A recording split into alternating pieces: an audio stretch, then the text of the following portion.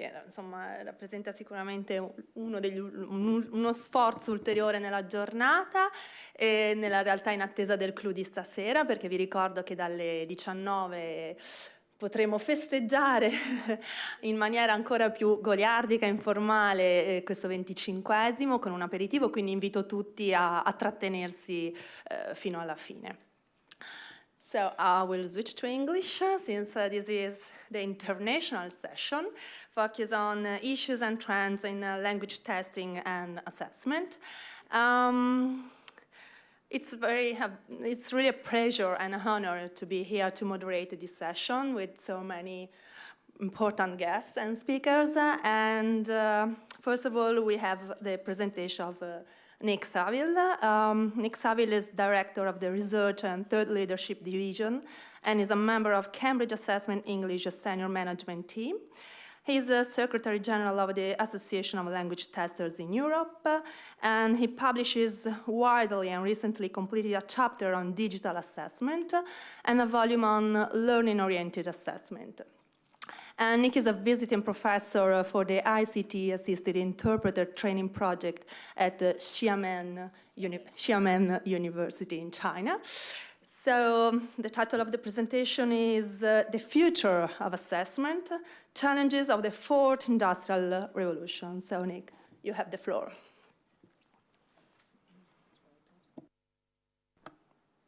Testing, ok. Grazie Francesca, sono molto contento di essere qua di nuovo a Siena per festeggiare questo compleanno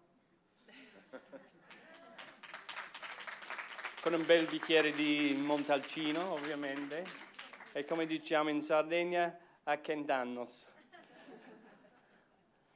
So the title I've taken this time, it comes from a conversation I had with Sabrina. She said, I remember you doing a talk 5 years ago called The Importance of Ideas in Assessment. And I was thinking about some of the philosophical and theoretical ideas that we now are using and where they came from. So I was thinking, well, okay, what new ideas have we got? And what's changed in the last 5 years and what hasn't? And what ideas are going to be important for us over the next 25 years when we celebrate the 50th birthday party of CILS. So there's been a lot happening, I think, and one of the things that's particularly noteworthy over the last 5 years and thinking about the future is the speed of change and the scale of disruption that we're now getting from technology. And here's some of the kind of comments that you hear going on of what's going on and what sort of things we might need to be thinking about. So I've just chosen to talk about educational technology, particularly digital technology, obviously, and AI, which stands for artificial intelligence. But I thought it'd be nice just to reflect what was going on 30 years ago. Do you see this, these pictures? This was me when I first started doing language testing in Japan in 1987. And on the top here is the first NEC mobile phone. You see how big it is? The size of a brick. The Sony Walkman, I just bought my first Sony Walkman, and I just bought my first CD player. And you see that thing on the bottom right? Do you know what that is? It's a fax machine. And do you know they still use these in Japanese schools? And they still use them in the health service in Britain. So just to say that some things which seem to be changing take a lot longer than you might expect. But the difference between the Sony Walkman and the CD is we are beginning to see the shift to digital. And here's a picture I like, which was taken 1 year before that. This is the first BBC micro computer. It was designed for educational technology. This is in 1985 in a classroom. And the tall man there in the middle is my co-author, Neil Jones, when he was a little boy. And the thing to note here is that this is computers on desks. Now, we've had computers on desks for the last 30 years, but things are changing. The problem with a lot of computers on desks back then is there was no things you could use for educational purposes. All the Japanese schools were putting them in place, but no one had anything to run on them for teaching you anything. The BBC was designed for educational purposes, one of the first computers to do that. So, coming back to my title, The Future of Assessment in the Fourth Industrial Revolution. And I thought I'd just take you through this in case you haven't come across it before. It's been around for the last 3 years, at least, but it was made famous by this man called Klaus Schwab, who is the founder and executive chairman of the World Economic Forum, which is held every year in Davos in January. And he talked about this in 2016, and there's been a lot about it since then. So the last 3 years have seen a lot about the concept of the Industrial Revolution, the fourth. And he characterized it in his presentation as the era of data and devices. So these kind of things, not computers nailed to the desk. So this little diagram shows what he claims and what others have claimed are the four periods, eras. Whether you believe it entirely with the dates is up to you, but it goes from the first Industrial Revolution about 250 years ago right up to the present day. And it's probably a little clearer here. So you could see steam power, mass production and the assembly line, automation and electronics. So those pictures I was showing before are the product of the third Industrial Revolution, which saw the electronics era come in. And today, the fourth one is called data and devices. So it's all about connectivity and data. So billions of people connected, as I guess most of you are, by one of these things. It's a computer, not a telephone. So it has massive computing power in your pocket, but also computers have got bigger, more powerful, and above all, there's no problem with memory now. We have the cloud. There's as much storage space as you need, which means that in your pocket you have access to all the information there is in the world. You don't have to go to Cambridge University Library now to get it. And on the back of this, we have the emerging technologies, which didn't exist really 5 to 10 years ago, which are based on the access to the data that we can have using this connectivity. And it's this which allows us to develop artificial intelligence, which I'll demonstrate how that means. I kind of see the beginning of this era really about this point, when we went from, the Nokia 3310 as the fashion icon to the iPhone. And it's only just over 10 years ago, right? So the pace of change has been really fast. And now there are millions of these things, billions of them. And it's claimed that by 2020, there'll be 21 billion connected devices. This is based on some kind of algorithm calculating. But what it does is it joins things together. So in this picture, you see the concept of the Internet of Things, the whole of your community, your friendship group, your work, your home. Everything you want is joined together in an interconnected world. So nowadays you can, control the lighting, the fridge, the heating in your house before you even get home with this. So this is the idea, that we're all connected. And every time you use these devices, not only are you having something given to you, you're actually quite often giving something back. So there's this exchange going on. So data, information going two ways. Well, I thought 3 years on it would be worth seeing where we've got to. And I bought this book the other day. This is the same guy who launched this idea of the fourth industrial revolution. And it's called Shaping the Future of the Fourth Industrial Revolution.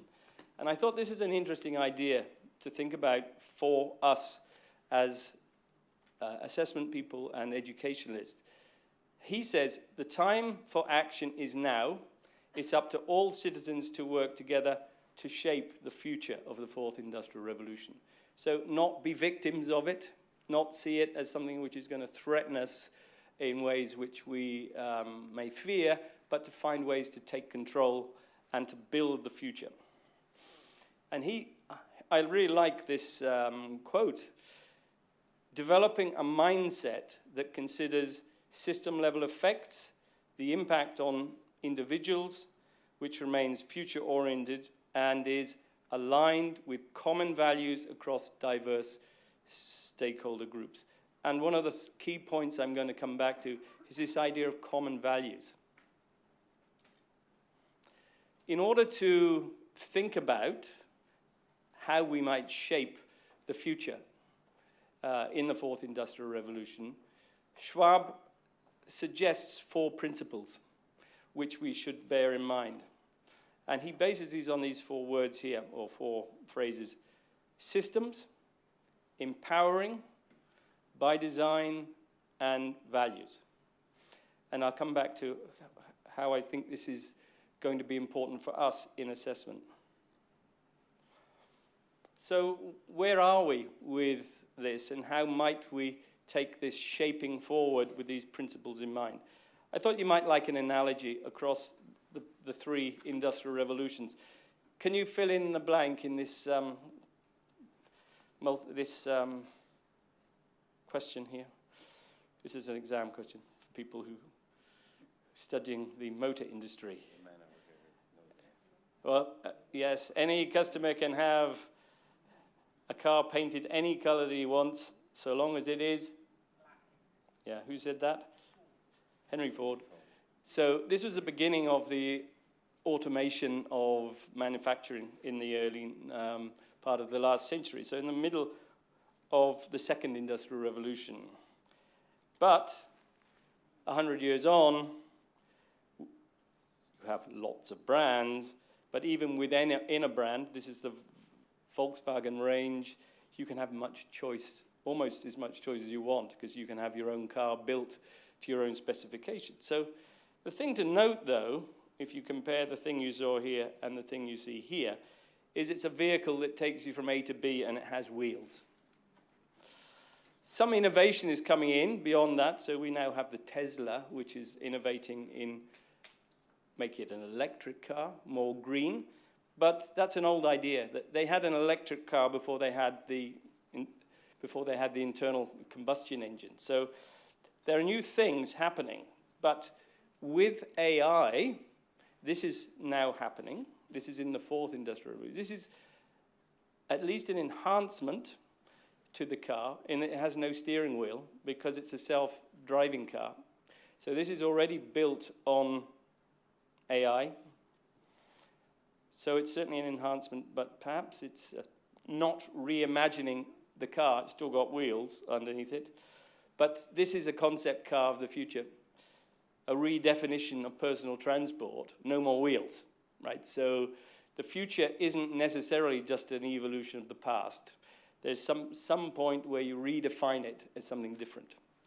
So where are we in our digital world? Well, in our world of education, I'm not thinking this. This is a robot here. This is a car, a device which thinks for itself and drives around and does stuff like delivering things for people. This is a mechanism.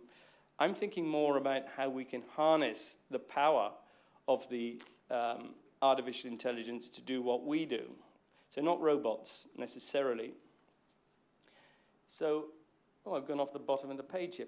So I think we can think of these 4 principles, but the one I'd like to come back to at the bottom is the values proposition, right? What does that mean for us? So the idea is, as we saw with the car, continuity, enhancement, and transformation. So it's quite right that we should be innovating and taking advantage of the educational technology to create new opportunities and to try and improve outcomes in education. But, and this is about shaping the future, we don't want the baby flying out with the bathwater. So how do we retain our core values, and how can we reassert ourselves to make sure that we get the best of the technology and not the worst? You may have seen this diagram, it's been around for more than a decade, of how many educational technology innovations happen. So from the substitution to the augmentation to the modification to the redefinition. And it's a little bit like we saw with the car. A lot of what's happened in our field in assessment has been simply substitution. Taking what you do on paper and putting it on a computer. It's a sort of migration process we've seen going on for 20 years now. But has it actually enhanced or improved how we do assessment? Or has it perhaps even constrained what we do? So there's some new technologies out there where I think, you know, if you follow the logic of what they're doing, you'll take us back to the 1960s from the point of view of the learning and assessment, just that it's cool technology. So cool technology needs to have cool pedagogy. So we can see this. So we've been thinking about this in Cambridge. Where are we on this continuum? So we have something called Quiz Your English, which is my timer, okay. This is a way of competing against somebody with your mobile phone. You challenge them to a quiz and you try and beat them. And it's got a pedagogical purpose, but it's a bit like doing vocabulary practice, which has been around for years, except it's got an interactive component to it. So it's a sort of substitution come augmentation. It hasn't really taken us, you know, it's not going to change the world, but it's useful, and it's got features which are helpful to people because it's always on. You can do it whenever you want to. You can do it as much as you like. And, of course, we know in language learning that the more you do, the more likely you are to learn. And therefore, it appeals to quite a lot of young people. But what we will really be looking forward to getting to is the time when we have no test papers and no fixed dates. And perhaps this is a redefinition of what we think of as assessment. What might that be? Where the technology is also allowing us to create new tasks, a bit like Jim was talking about yesterday, if you were in his presentation, around scenarios or real-life events, which weren't conceivable in the world of the analog world of paper and pencil, which constrain us massively. Quite a lot has been going on in the last 10 years. We are using this technology, including in assessment people, but also educational technologists have taken it into all forms of technology, all kinds of pedagogy and classroom practice. These are some of the things I think which are already happening. So some form of change, probably getting up to the modification level, is happening, not the redefinition yet. This is my take on it with regard to some of those thinking with the technology, we can begin to do things which build us better systems and which empower our stakeholders more. So we can link together the classroom with society, with the home and the school. We can build better ecosystems of learning, this is what I would claim. And in that, we can empower people with the technology to do things which help them learn better. So greater autonomy, having your phone always on, more time, more time on the task, better motivation, better interest because it's something you like, you've chosen it, greater authenticity, closer to the real life rather than simulated. And we can use it to give immediate visible outcomes, to give learners formative and timely feedback. So we've been thinking about this as an ecosystem of learning, something which joins all the bits, the learner with society in the school, and where you put at the heart of it enhanced tasks which help both learning and assessment. The learning-oriented assessment approach. And I think some of the tasks we saw this morning were definitely not learning-oriented. You know, disembodied vocabulary items are a thing of the last century, not something I think we should be seeing in the future of assessment. Contextualized tasks, scenarios, real life, and making sure that we can create that in a pedagogical way. And this, I think, something which Barry's going to be talking about. It's the empowering that you get from it is about the personalization, the localization, and the support for being different, not all the same. Not the factory model of the classroom, where you have 40 kids all doing the same thing, but something more tailored to the needs, the stage of learning, whatever it is. And there's a lot going on here already with the flipped classroom, one-to-one teaching in classrooms with technology, obviously blended learning, which we've had for a while. But the mobile learning, which builds in feedback, which is another form of observation or another form of assessment, is, I think, where we're already seeing some benefits. So by design, this is the other word from Schwab, we're now beginning to see how we can create tasks which can aid both learning and assessment, learning-oriented assessment. By design, we can connect what you do before the classroom with what you do in the classroom, what you do outside of the classroom. Make it more systematic, make it more joined up in ways you couldn't do before. So I just wanted to show you this little animation. And this is where I think we begin to get from the enhancement with making it better to something which will be transformative and potentially redefining what we do. Oops. I wonder if it's going to work.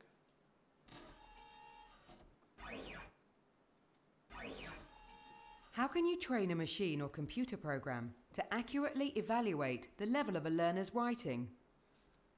Well, first you need to give the machine many examples of learners' writing and tell it the level of English for each piece of writing.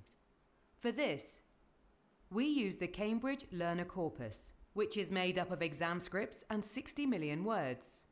The corpus is unique because it only contains examples of learners' written English, which is coded for over 80 different types of errors and mapped onto the CEFR. The machine is programmed to extract features from the scripts, such as sentence structure, errors, and word combinations. Because the machine knows the CEFR level of each script, it can associate the patterns of features that correspond to different CEFR levels. The machine then applies what it has learnt to new scripts by using a sophisticated algorithm. An algorithm is a set of instructions. The algorithm methodically searches a script for features to identify up to 7,000 features and patterns. The machine can then map the script's feature pattern to the CEFR. The technical term for this process is annotated data-driven supervised machine learning. That is how you create an artificial intelligence which can evaluate learners' writing.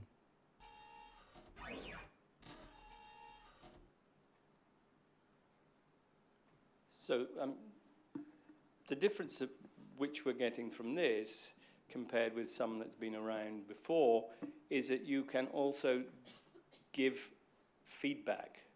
Not just give a learner a level to say you're B1, but it can identify in your writing what you're doing well and what you're not doing well, and can highlight ways in which you can improve. So we have something I would like you to go away and look at, which I think is really useful. It's a free online tutor for helping people write. So writing needs to be done if you want to improve writing. You can't learn to write without doing it. And with this tool, it's called Write and Improve, you can practice your writing as much as you like. It looks like this. The URL takes you here. You choose a topic, you write it, you get instant feedback. And when I say instant feedback, I mean in 15 seconds. So how many of you, give homework as a teacher? Everyone, yeah. How many people in your class? 35, okay. How often do you give homework where you have to write 100 words or more? Not very often, because I then have to mark 100 scripts. How can we get the machine and the human working hand in hand? This is what I mean by shaping the future, not just becoming a victim of it. So here's the sort of task you could do. You can choose a thing, make your video in my school. You write 180 words, takes you as long as you want, and then you press the button that says check. In 15 seconds, it's checked. It tells you what approximate level you are, quite accurately, and it gives you some feedback to help you think about writing again. So it highlights different aspects of the text which are more or less correct and where you could focus in order to then improve it. So you can then write it again and resubmit it. So you can do this as much as you like. So if you're a diligent student, you might do it 10 times. Most people do it 2 or 3 times and then they move on to a different task. But it allows you to monitor your progress. And it also, it has something called class view, which means a teacher can give tasks and then get tasks back, which have been marked by the machine, and the teacher gets the information about which students are making which kind of errors or what progress they're making, generally speaking, towards the target level, which might be going from, I don't know, A2 to B1. It might be that sort of level. Of course, it gives different feedback and different types of feedback depending on the level you're at. So it doesn't just highlight basic errors. And so this is the sort of screens you see. This shows you a bit better the kind of feedback you want. So the idea is this is formative in that you can use it to improve as you go along. Here's some of the advantages we're already seeing from how we're employing the principles that Schwab says is important. System thinking, by design and by empowerment, giving learners more that they can do on their own, and bringing it, however, into a frame of reference like a curriculum, which is linked to B1, shall we say. So it's not random behavior, which you often get with a lot of these apps and other types of technology you see. It's designed in a particular way. So we're actually quite far advanced. There's a lot more people are going to be doing. So you can have something like Speak and Improve. You can have all those kind of skills. But I think it's still relatively in the vein of the last century, the way we have conceived assessment and learning coming together. Looking forward, there are things going on with virtual and augmented reality now. It's something which you can have in your classroom, you can have it in your home, where you have your mobile phone and one of these things which are called Google goggles. And it can take you, for a walk in the rainforest, where you actually think you're walking down in the rainforest. We have a simple program which helps people prepare for Cambridge exams. It's like they were actually in an exam room. So there are all kinds of things that you can think of. Now, how might we conceive of a testing where the scenarios which Jim was talking about are actually in the room, but in your head, really? So some of these are actually taking us a bit far out with regard to what we're going to be doing with data, what we're going to do with privacy, what we're going to be thinking about the ethics. There'll be fears that this is going to take away teachers' jobs. There's the black box problem, which is I'm not sure what's going on in this machine or whether we can trust it.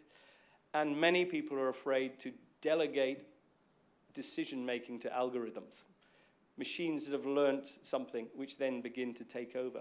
So I think really that in shaping the future, and this is for us all, we need something which some people are now calling a new social contract to work together, to develop this mindset that Schwab has come up with, to respond to this call for action. And we're not the only one thinking about this. I've been following the work they're doing in MIT Media Lab. If you haven't seen their work, it's excellent. And they have this idea of keeping the human in the loop. So making sure that it's always the human that's in charge and not the algorithm. And you can see how this works at the level of the teacher and the machine. The teacher gives the students the task to do. The machine helps her do it by taking some of the heavy lifting, doing the marking. 1 minute to go. The bit which I think I'm talking about is what they're calling society in the loop. The co-evolution of society, new social mores, new expectations, new ways of thinking about technology in keeping with the way the technology is developing. So human values remains human. Computer science does computer science to help humans, not to exist in its own right. So we need something like the 10 Commandments for using AI in learning, teaching, and assessment, or a Declaration of Human Rights. And guess what? Someone's already just come up with them. The Bishop of Oxford, of all people. He's an advisor for the House of Lords Select Committee on AI in the UK. And I think it's a bit of a joke, actually. But when I was reading it, these are actually some of the things we need to be thinking of. So I've highlighted two of them. The primary purpose of AI should be to enhance and augment rather than replace human labor and creativity. AI should never be deployed or deployed separately from consideration of the ethical consequences of its applications. So we have to build in the whole of our social impact, the impact question, as well as the functional question. Does it lead to better outcomes? Well, there's quite a lot being written about this. There's the book that Francesca mentioned, the one I wrote with Neil Jones on learning-oriented assessment, A Systemic Approach, and this one by Schwab, and two which I've also come across in the last month, one called Machine Learning and Human Intelligence by a professor from London University called Rosemary Luckin, and this guy, Anthony Selden, who talks about the fourth education revolution, thinking about the impact of technology. But I think here's the really important thing, which means it's going to be different. The generational shift. These guys will have known nothing apart from technology. So from toddler to teacher, this is a toddler in 2018. These kids will be the future teachers in 25 years' time. They will expect technology to be used in their teaching, and they will shape the future. We have to expect it's going to be better. So, thank you.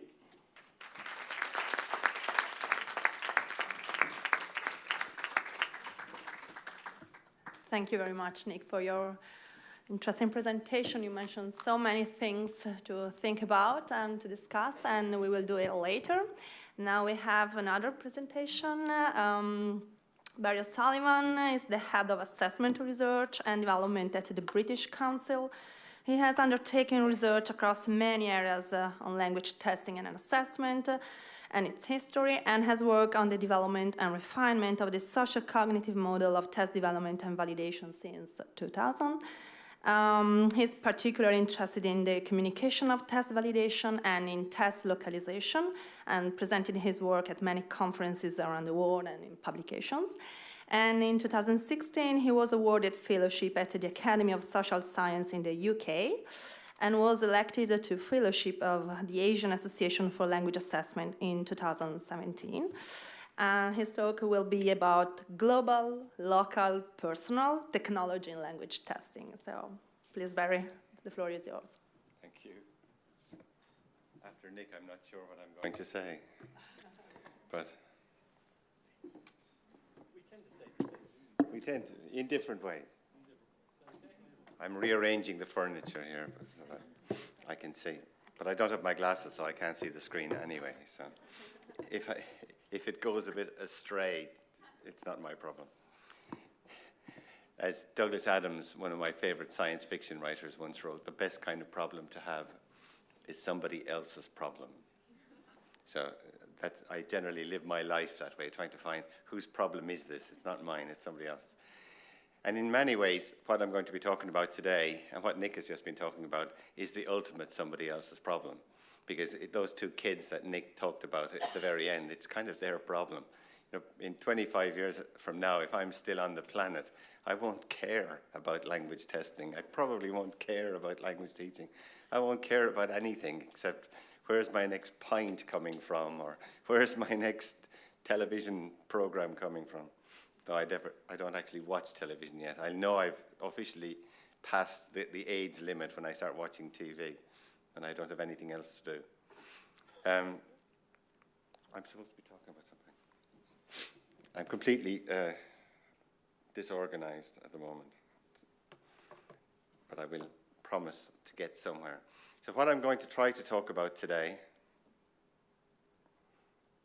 oh, this is not working.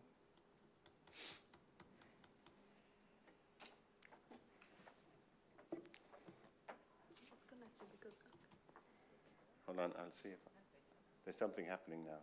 Yeah. Okay. Try to move it. Maybe click on there. Yes, I'll just have to. It says there. Yep. Okay. There's always a plan. I have a special gift when it comes to technology, so I should not be the person up here talking about technology, because if I go near it, it breaks.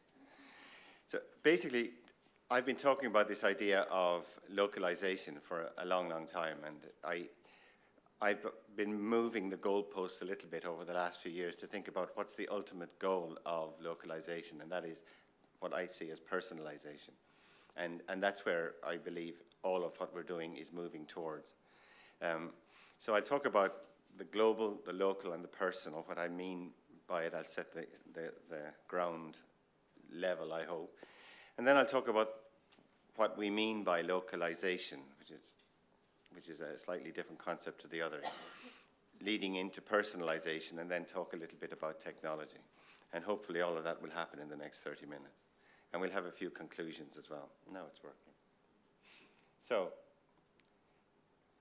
when we think about global tests, we think about tests that are developed primarily in the UK and the US by large companies such as Cambridge and ETS, and quite a few others as well, of course. These tests tend to focus on general proficiency and also have a general purpose, so they have no specific purpose in mind. They also are what I would call population agnostic. In other words, they don't define who the population is that the test is designed for. It's designed for anybody who happens to sit in front of it. So that's what I would call a global test. In terms of local tests, they're generally created by local developers, people like yourselves, and they look at either general proficiency or specific proficiency. So it could be academic language, for example. They tend to have a specific purpose, so the purpose is generally specified, as is the audience, the population. So you can see that a local test tends to be quite different from a global test by definition, because when you're creating a test locally, you generally have a clear population in mind and a clear purpose in mind, which really does separate significantly from the global. And we'll come back to this in a little while, because it's important that you know where my brain is coming from in this thing. Because for me, that's a critical difference. And it's critical for how testing is moving now and where it's going in the very near future. We're not talking about distant future. Personal tests, then, which are generally created by local developers, and this could be a teacher, by the way. You know, we're talking really, really local. It, again, will have a general or a specific purpose, and it'll test general or specific proficiency, and it'll be person-specific. So you basically create an assessment for an individual. As a teacher, you do this every day of your life, because you're doing it on the fly. Teaching, essentially, is assessment. If you're not constantly assessing when you're teaching, you're not teaching, really, because when we'll draw a line now here between assessment and tests. as a teacher, when you're teaching people, you're always looking to see what the reaction is. Are they actually listening to me? Are they learning? That's an evaluative question. So you're constantly evaluating. If you're not, you don't teach. I remember from many years ago, I was involved in teacher training when I worked in Japan. And our students would go on their training practice to schools. And they would go out and prepare these great, wonderful lesson plans. And they would teach it no matter what happened. The lesson could die in the first 2 minutes, but they wouldn't change a word of their plan because this was the plan. And they were always told, make a plan and stick to it. It was crazy stuff because they never thought to evaluate what they were doing. So a teacher is constantly creating these personal tests, if you like, within a classroom. And my argument by the end of the day will be that's where we have to go with assessment in general. So we'll make a little note of caution that we'll need to think about right through all of this. Global tests are not better than local tests. There's no magic in a global test that makes it better. There's no reason why a test that's made in the US or the UK and has millions of test takers is actually technically better than a test made by even a teacher in a classroom. Of course, the opposite can't be said. We can't say that local are better either. All we're saying is that local doesn't equal good. Just because it's local doesn't mean it's good. Just because it's global doesn't mean it's good. I'm missing that piece. Good is something completely different from that. It's separate. Once we have a very clear idea of who is taking the test and what's the purpose and what decisions are you going to make based on the test, then we can decide if a test is good or not. So context and purpose are critical to judgment, to making that judgment. If we don't take that into account, then nothing really works.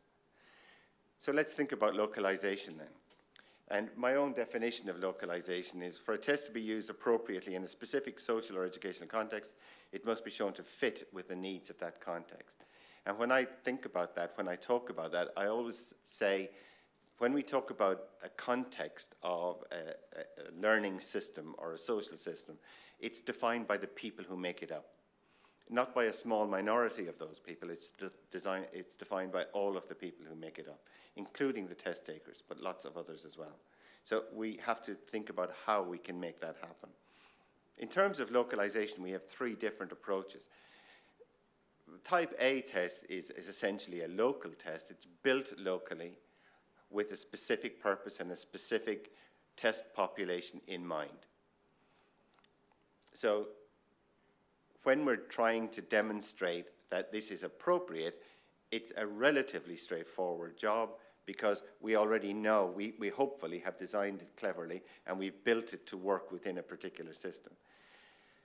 Type B is different. Type B is where we have an existing test and we say, let's look at this test. Is it appropriate for this context with this population to allow me to make these decisions? If it's not, I need to change it somehow.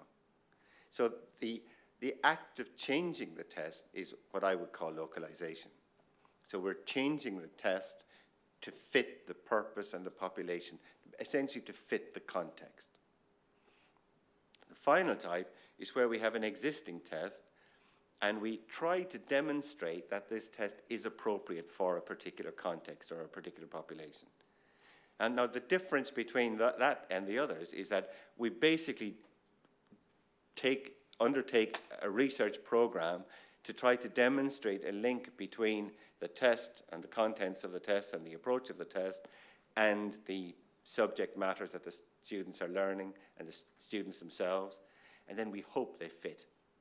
In the other ones, we expect that they will fit because we're making specific changes to make sure that they fit. So those are 3 very different situations. And examples of this are very easy to come across. So for example, a type A might be any test that you currently build in your own context for testing your own students. And you can think of your own examples of that.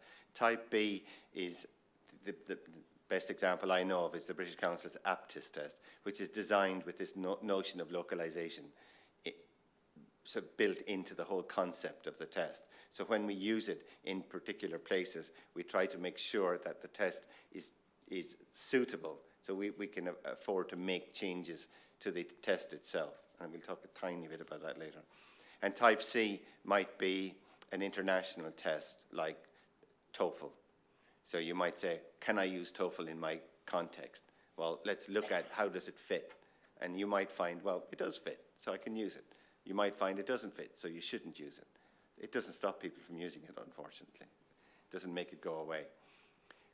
A few years ago, I came up with a localization matrix, which takes us all the way from you take a test as it exists with no change. You just take it, buy it off the shelf and use it, right the whole way through to level 5, where essentially you create a new test to suit a particular purpose, a particular group of students. So all of those stages are things that we work on, and when we work on our localization projects for APTIS, for example, we look, first thing we do is to say, what level of localization is needed? So we've never gone past 4, because to go to 5 is to create a new test. And generally, the cost of producing a new test frightens people away, which is the best piece of news we have, because we don't really want to create new tests all the time. It's not practical. So the aim of localization then is to ensure that tests are appropriate to individual learners from a range of different perspectives. And the reality of the world is that this is absolutely critical to fairness and validity. So if we're to have fair and valid tests, we really do need to take a greater look at the localization idea to see, are the tests that we're using locally appropriate from various different perspectives? I'm not going to go into what those are right now. The ultimate localization, of course, is personalization. So instead of creating a test for a group of students, we're creating a test or an assessment for an individual. Now, right now, that's just theory. It's just impossible. You know, it's a daydream, I suppose. But when we think of it, the likelihood is that if we go back through the history of testing and assessment, it's kind of where assessment started. It was one-to-one. People made decisions about the individual. There was maybe not a formal structure around it, but that's how it happened. So we've come full circle. We're coming back now to look at the individual again, but how can we do it? Well, personalization is all related to the issues we have with current tests. And I have particular issues with it, because my problem with having test-taker agnostic tests is that they're created for a population rather than an individual. So they're conceptually built around a statistical model generally. So we have a measurement-driven approach. And when we think of a model of test validation and development, such as the one that's there, that's the latest version of the socio-cognitive model, we look at the core of the model is the test taker. So if I have a test now that's test taker agnostic, my model isn't going to work. So the whole approach is broken before we start. And if we go back to the definition I gave you earlier, in order for our tests to work efficiently, they need to be as local and as personal as possible. Now, we might say, well, how is that going to work? It's probably not going to work without technology. So for all of the caveats that Nick was pointing out, we have to be careful. We have to think about where is technology going to come into it. Already, I just listed some of the areas where technology already is at the heart of assessment. We couldn't do testing right now without technology. It would be impossible. From all of these areas, you know, from the defining the construct, understanding what we're trying to test, right through to the validation, delivery, development. Everything we do in assessment, we do now, we use technology. I haven't even looked here at the whole idea of archiving tests. So making test banks, creating corpus or corpora of tests. Everything we do in testing is built around is built around technology. And without it, we don't have assessment. Nowadays, of course, we saw with Nick's example, we're looking more and more at delivery of assessment using digital technology. It's still very small scale. I know that, for example, the ACCA, the accountancy exams, a few years ago, 2 years ago, decided they were going to go digital. And they geared up for what they expected to be a massive uptake of students taking their accountancy exams online. And they were bitterly disappointed to find that in their first year they had less than 13%. So there just wasn't the take-up. Now it's probably 25%. So the level of uptake of technology in delivery is still relatively small. In some tests, like in the aptitude test, 75 to 80% are delivered online. That's a kind of a freak. TOEFL is the same. The IB TOEFL is another freak. These are freaks in the system. Most systems are still based around pencil and paper. Some of the emerging technology is interesting. So in development, so for example, we saw with Nick stuff the way that you can train an AI system to give feedback and to give an estimate of level. That's there, it's emerging. In some cases it's been in use, so example in Pearson exams. How well it's used, we're not quite sure. How accurate it is, we're not quite sure. Some of the claims that are around are a bit weird. I don't have a link to it here, but every time I see somebody claim, my test is as good as IELTS because it correlates really well with IELTS. And I always say to people, open your phone, open your whatever, Google or whatever you want to do, and type in spurious correlations. And when you look at that, you'll know that when people talk about correlations and don't say why the tests are similar in terms of their content, the construct, it doesn't mean anything.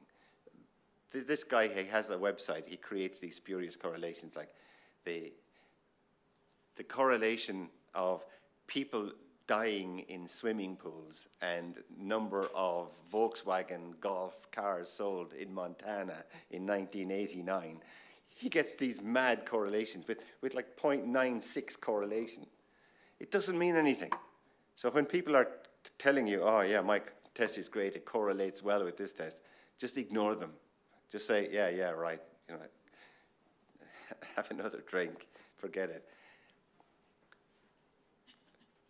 So right on to the development process, all of the emerging technology that we're looking at the moment, auto task generation. If you look at a Duolingo test, the tasks are pretty weird, to be fair, but they're auto-generated by a machine, which is probably why they're so weird. But it is coming. You can see that once something like that begins, it's not going to go away. It's like a fly, You can try swatting it, but it's going to continue to come back. We're not going to escape so easily. The other thing that's with us already is that good enough is okay to launch.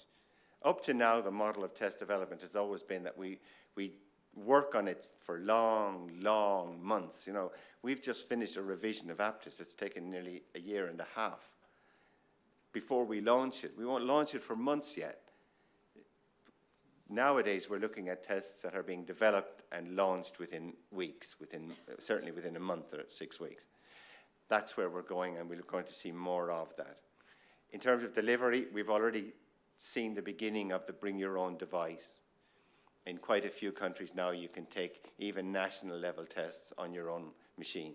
You just bring the machine, an iPad or a tablet, and you can take the machine with the right software.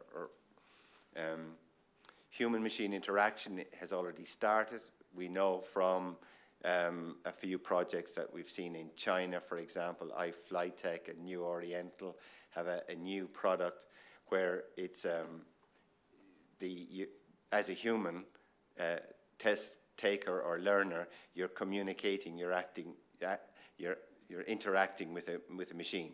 You don't actually talk to a human. Some people think they are talking to a human, but actually it's a machine. That's already started. That's going to grow. We've already seen examples of tests that are ready, but we can't deliver them because the bandwidth problem means that it would be the most expensive test in the world. But we can actually now talk to a computer, and it can talk back to us, and sometimes makes more sense than I make sometimes, certainly. So that technology is there. It's emerging into our world now. And that will make things like the test that Jim was talking about yesterday much more feasible, when you can actually work on the fly with real language, with a machine that appears to understand what you're saying. The reporting and feedback, voice recognition based, we can see with a company called Lili Shuo in China. Even with a speaking test, it can give on-the-fly oral feedback to test takers in their practice tests. That already exists. It's reasonably good. It's not fantastic. But once these things start, we're not going to stop them. They're going to become more prevalent. It's targeted and it's personalized, and that's what's really interesting. So you literally look at their app. You can do a practice IELTS test for speaking, for example, and it will give you feedback. And it'll say things like, when you were talking about X, you pronounced this word incorrectly. This is how it should be pronounced. So it actually, and then it'll play you a little tape of you mispronouncing the word, and then it'll say, play you something where it's pronounced accurately. So, and this is all done on the fly, so it's really interesting stuff. Security, full biometrics is coming in. It's more and more where it's not just fingerprints, but it's pupils, it's your facial recognition, and people are using keystroke analysis to ensure that people aren't cheating in their writing tests, and the whole idea of auto-invigilation is already with us. In terms of bluer sky stuff, well, the blue sky stuff is definitely coming. Some of this is just emerging at the very beginning now. So things like auto-task item generation, we're working on a project, for example, with some tech people, looking at how we can take the data from using an AI model, but taking the trial data from tests we know, looking at how the trial data accurately predicts from real data from the test when it goes out there, and then looking at the specifications for the items, and looking at the kind of comments that item writers make when they're writing the items. You feed it all into an algorithm that we're looking at breaking the back of trialing in the next, well, I would expect, year or year and a half, maybe faster. So the whole notion of on-the-fly data-driven assessment is, for me, the really interesting bit. Of all the lines on the page, the second one over there is the critical one, and I'll tell you why in about 2 or 3 minutes. All the rest of it you can see, full test taker control. So what's clearly happening now is, as technology is used more and more, and there are critical issues with it that Nick was pointing out.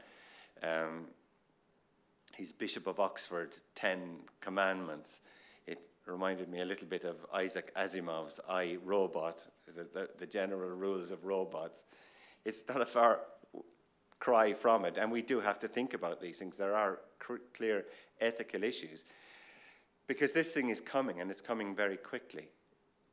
I reckon we're going to see most of this in the next couple of years. It's already being trialed in various places, particularly in China, where some of the ethical concerns are not as clearly stated, shall we say, as they might be here in Europe. One of the very big issues, of course, is at the bottom line there. because security is not an issue, and I'm going to come back to that in a minute. So I want you to focus on those two lines, on-the-fly data-driven assessment and no longer an issue for security, and we'll come back to it in a minute. If we think about where assessment fits in learning systems, I always talk about our triangle with the curriculum, the delivery, and the assessment, all driven by the same set of standards. Right now, that's how a working learning system should operate. But in the future, is that what we're going to see? As technology comes more and more into the picture, it's going to change. So we will still need standards, we'll still have curriculum, but those will be developed jointly, I suspect, by, again, agreeing with what Nick has said, with machine and human input. But more and more, the delivery and assessment and reporting of learning will all go to a machine. That's just a reality. I don't know how long this is going to take, but at some point that will be the case. It may well be that the people who can afford to be taught by a human will pay for it, and people who can't will be taught by machines. That's quite likely, I suspect. It's a bit of a sort of a downer note to finish on, but I'm not quite finished yet. In terms of the current trends, to continue the downside of things, the negative at the end of it, we have a growing number of what I would call construct-free tests. And leading the posse of crazy tests that are out there would be things like Duolingo. Because you look at that test and you think, what in the name of God is that test testing? Because I have no idea what it's testing. I don't know if anybody has an idea. But statistically, it probably correlates with something. And if you search around for long enough, you'll find something for it to correlate with. Why? God knows. So I'd call those construct-free tests. They're just tests. They don't mean anything, and not in the real world. We also have measurement-driven tests, and these two are usually combined. Measurement-driven tests are the bane of my life. They've been the bane of all of our lives for at least 60 years and probably 100 years. And personally, I blame Jim Purpura for this. It's absolutely his fault, because all of this measurement-driven testing came from Columbia University about 110 years ago. And he's working there now. So I still blame him. Sorry, Jim. I had to get that dig in. Jim is trying to change them. Thank you. I don't think he'll succeed. The other problem we have are tech-limited tests. So the test looks the way it is because the technology will only allow you to deliver the test that the technology will allow you to deliver. So the tests are not driven by the concerns, like Jim was talking about yesterday, of the construct that we're trying to actually measure or trying to get at. But the test is driven by the capability of the technology, which is why we have this race to the bottom. And it started. Those tests are there. The sad part is more and more universities are accepting some of these crazy tests. And it's the end of the world as we know it, as REM once sang. But there are some positives.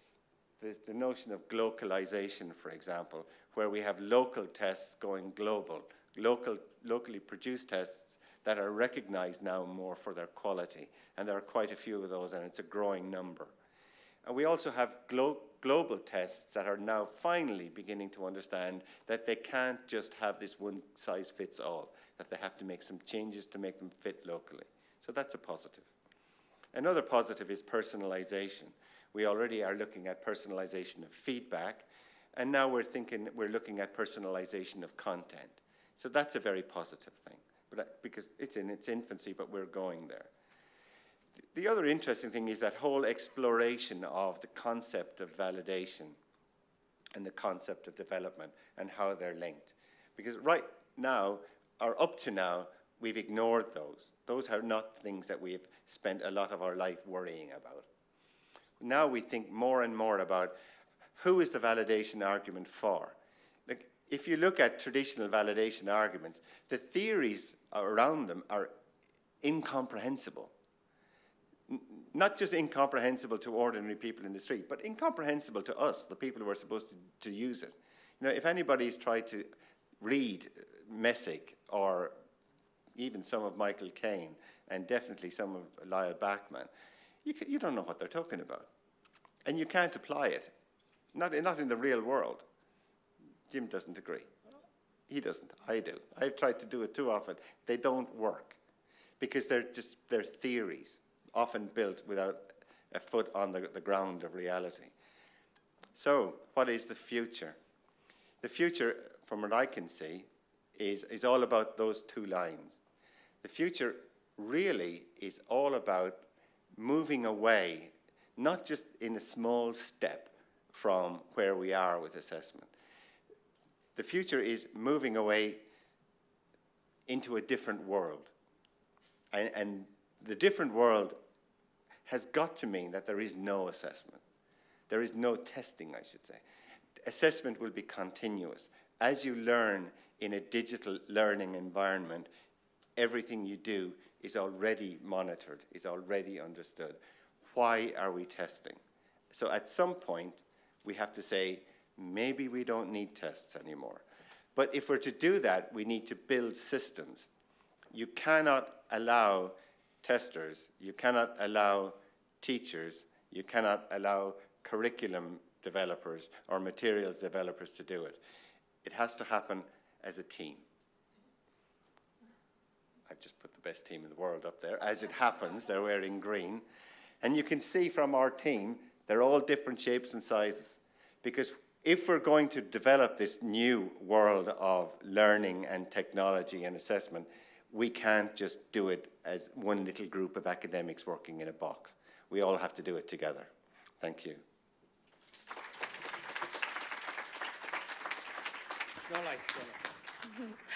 Thank you very much, Barry. One of the best team in the world, I mean, especially after beating New Zealand. Okay, so again, many ideas to think about and to discuss, and we will do it later. So we have the next presenter. Oh, you're here. So, Neus Figueres Carazanovas of the Departamento de Educación, Generalitat de Catalunya. She started her career as a teacher of English and coordinated the development of foreign language curricula and certificate examinations for all learners in the Regional Ministry of Education in Catalonia for over 20 years. She has been involved in a number of international research and development projects related to assessment at different educational levels. And she collaborates regularly with the Council of Europe in the uses and in dissemination of the Common European Framework of Reference in Testing and Assessment, and is one of the authors of the manual for relating examination to the Common European Framework. And she's a founding member of the ALTA and was the first president of the association. So she will focus on the CFR companion volume, implications for language testing and assessment. So I invite you to take the floor. Thank you very much. I'll see whether this works. I chose this title and this topic because I thought that it might be of interest for you to have an in-depth look at a document which is relatively recent, the companion volume to the CFR. But I also thought that it was a good way of looking back on what CILS had been doing over the past 25 years, because the development of your institution has gone relatively parallel to the development of the CFR and the users of the CFR. No, I'll have to go here. Yeah. So in fact, that's what I'm going to be talking about. I'm going to be talking about the past, about the present, about the future of the CFR. We've been talking about the past, the present, and the future for a while now. I'll be talking about what's new, the companion volume, and I'll be focusing on the need to look at it in depth and carefully to avoid what Monica this morning was talking about, il uso spaventoso of some things that should be taken care of. And then I'll be briefly outlining what possible future lies ahead of us in terms of the uses of the companion volume. I think that this is a good reminder of what we as people involved in language testing and assessment need to be looking after, and that is that after an agency that calls the standard, we develop the policy definition of that standard in terms of curriculum or in terms of specifications. We develop a test, the test content in elaborated descriptions. We design the test, and then we translate that policy and elaborated content to value on a test score scale. That has been the job that we testers have had to do for a number of years.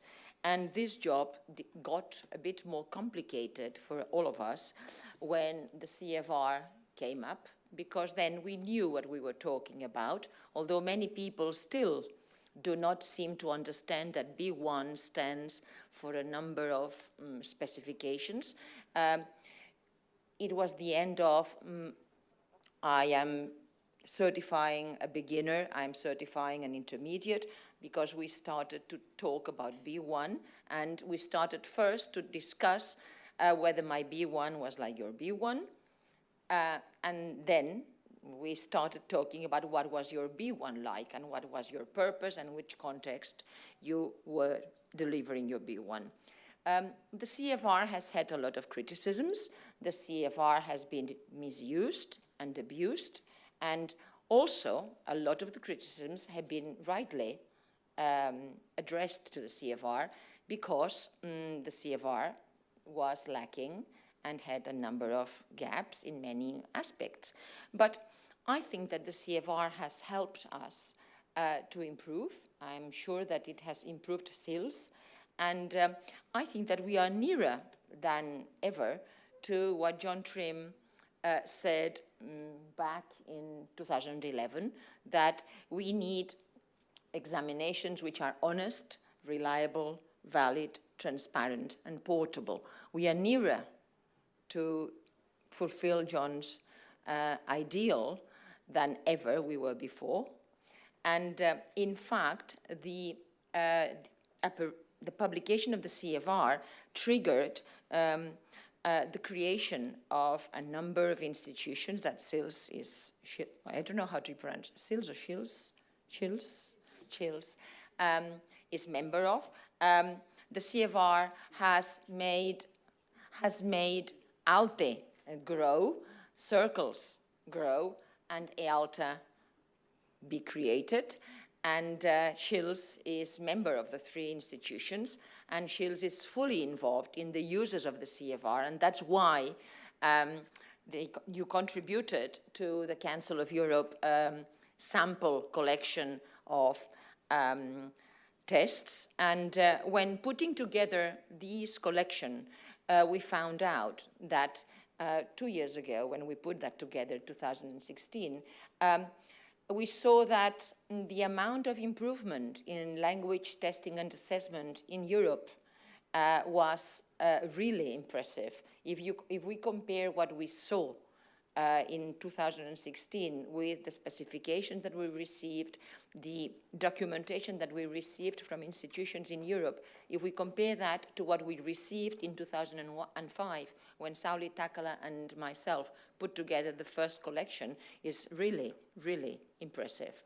So I think that the CFR has done quite a lot to help improve our language testing and assessment practices, and I would even say that testing and assessment literacy.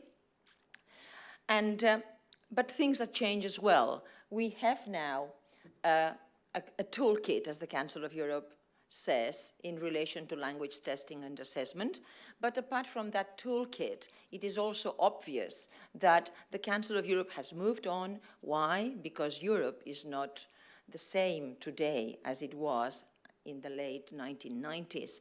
If we look at what the Council of Europe refers to as the platform in its web, we see that there's no central role for foreign languages, but the central role is for the languages of schooling.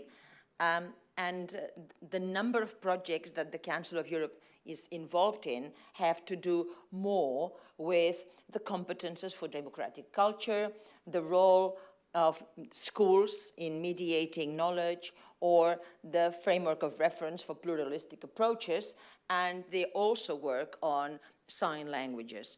And if we look at the role of foreign languages, it's been minimized. When the Council of Europe aimed at the publication of the CFR in the mid-1990s, the role of learning foreign languages was not the same it is now.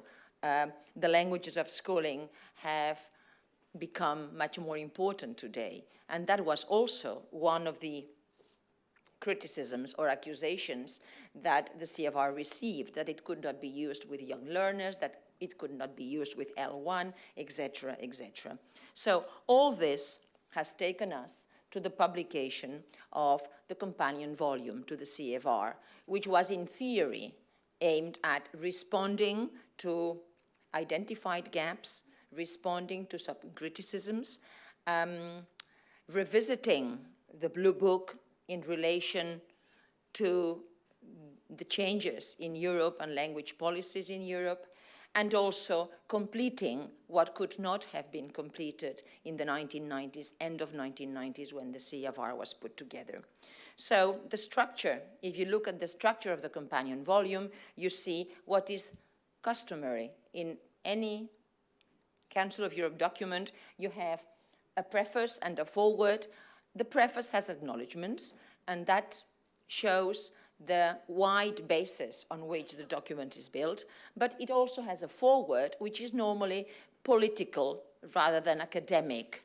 It's political and administrative, what it is not, why it was developed, and how it can be used. And above all, the foreword insists on the fact that this is not the new CFR. This is a document that goes together with the CFR. It completes the CFR, doesn't change its philosophy, doesn't change the basics of the CFR. And this is illustrated in a graph I'm going to show you later. There's the body of the document as well, with an introduction, a content introduction to the document, with the key aspects of the CFR revisited, which might make it useful for people who have not read the CFR for a while and are only working with scales, and a thorough description of the procedures followed to develop the new scales and the descriptor scales themselves. So there's quite a lot of information that is new, and there's quite a lot of information which is a revisit, a review of what was in the council, in the CFR. And then this, as with the Common European Framework, do not forget the appendices and also the reports and the documentation that has already been published along the companion volume.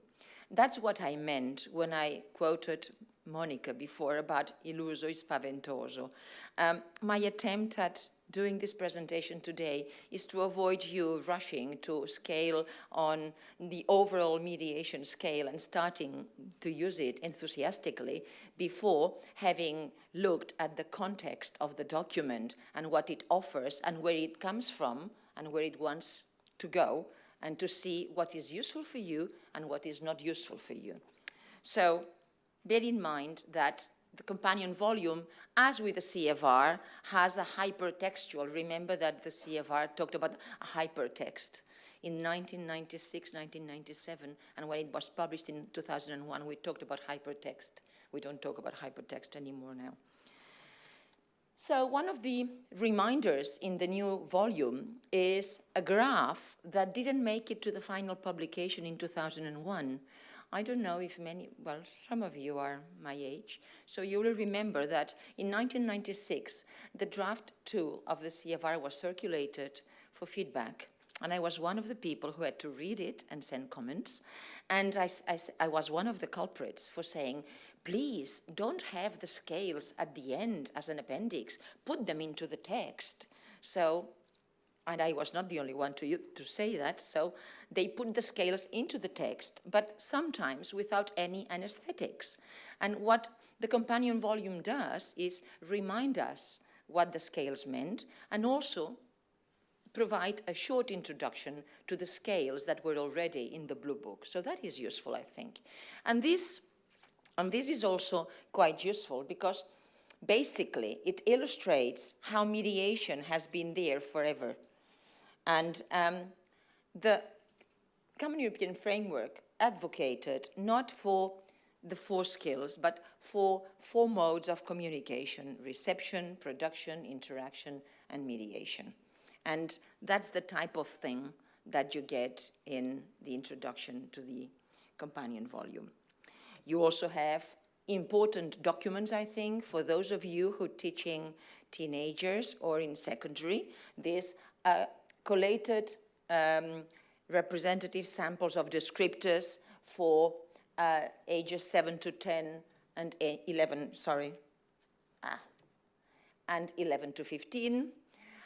There's another document which may take a while to read, but I think is interesting in the world we're living today, and that is, sorry, I'm doing the opposite, and that is Daniel Cost and Marisa Cavalli's document on education, mobility, and otherness, and the role of the mediation functions of schools. This document was used as the basis for the development of the mediation descriptors. There's also another 2 documents which I think are useful, and one is the document giving an account on how the mediation descriptors were developed, and another one on how the phonological scale revision was carried out. So, what we see as the tip of the iceberg in the companion volume is the new scales. And the new scales are of different breeds and kinds. Some new scales have to do with the old scales completing the framework that we already had, and we have reading as a leisure activity, sustained monologue, goal-oriented online. Everybody is very happy with the online scales. I'm not unhappy, but in fact, a lot of what is said in the online scales was already there in the interaction scales. But anyway, just read them and think how far they're useful or not useful. Then there's a new phonological control scale, which I think is far more useful than the one we had. We had pronunciation scale, which lacked a number of descriptors, so you'll find this very useful. Then there's the bulk of what everybody talks about, the mediation scales and the pluri scales.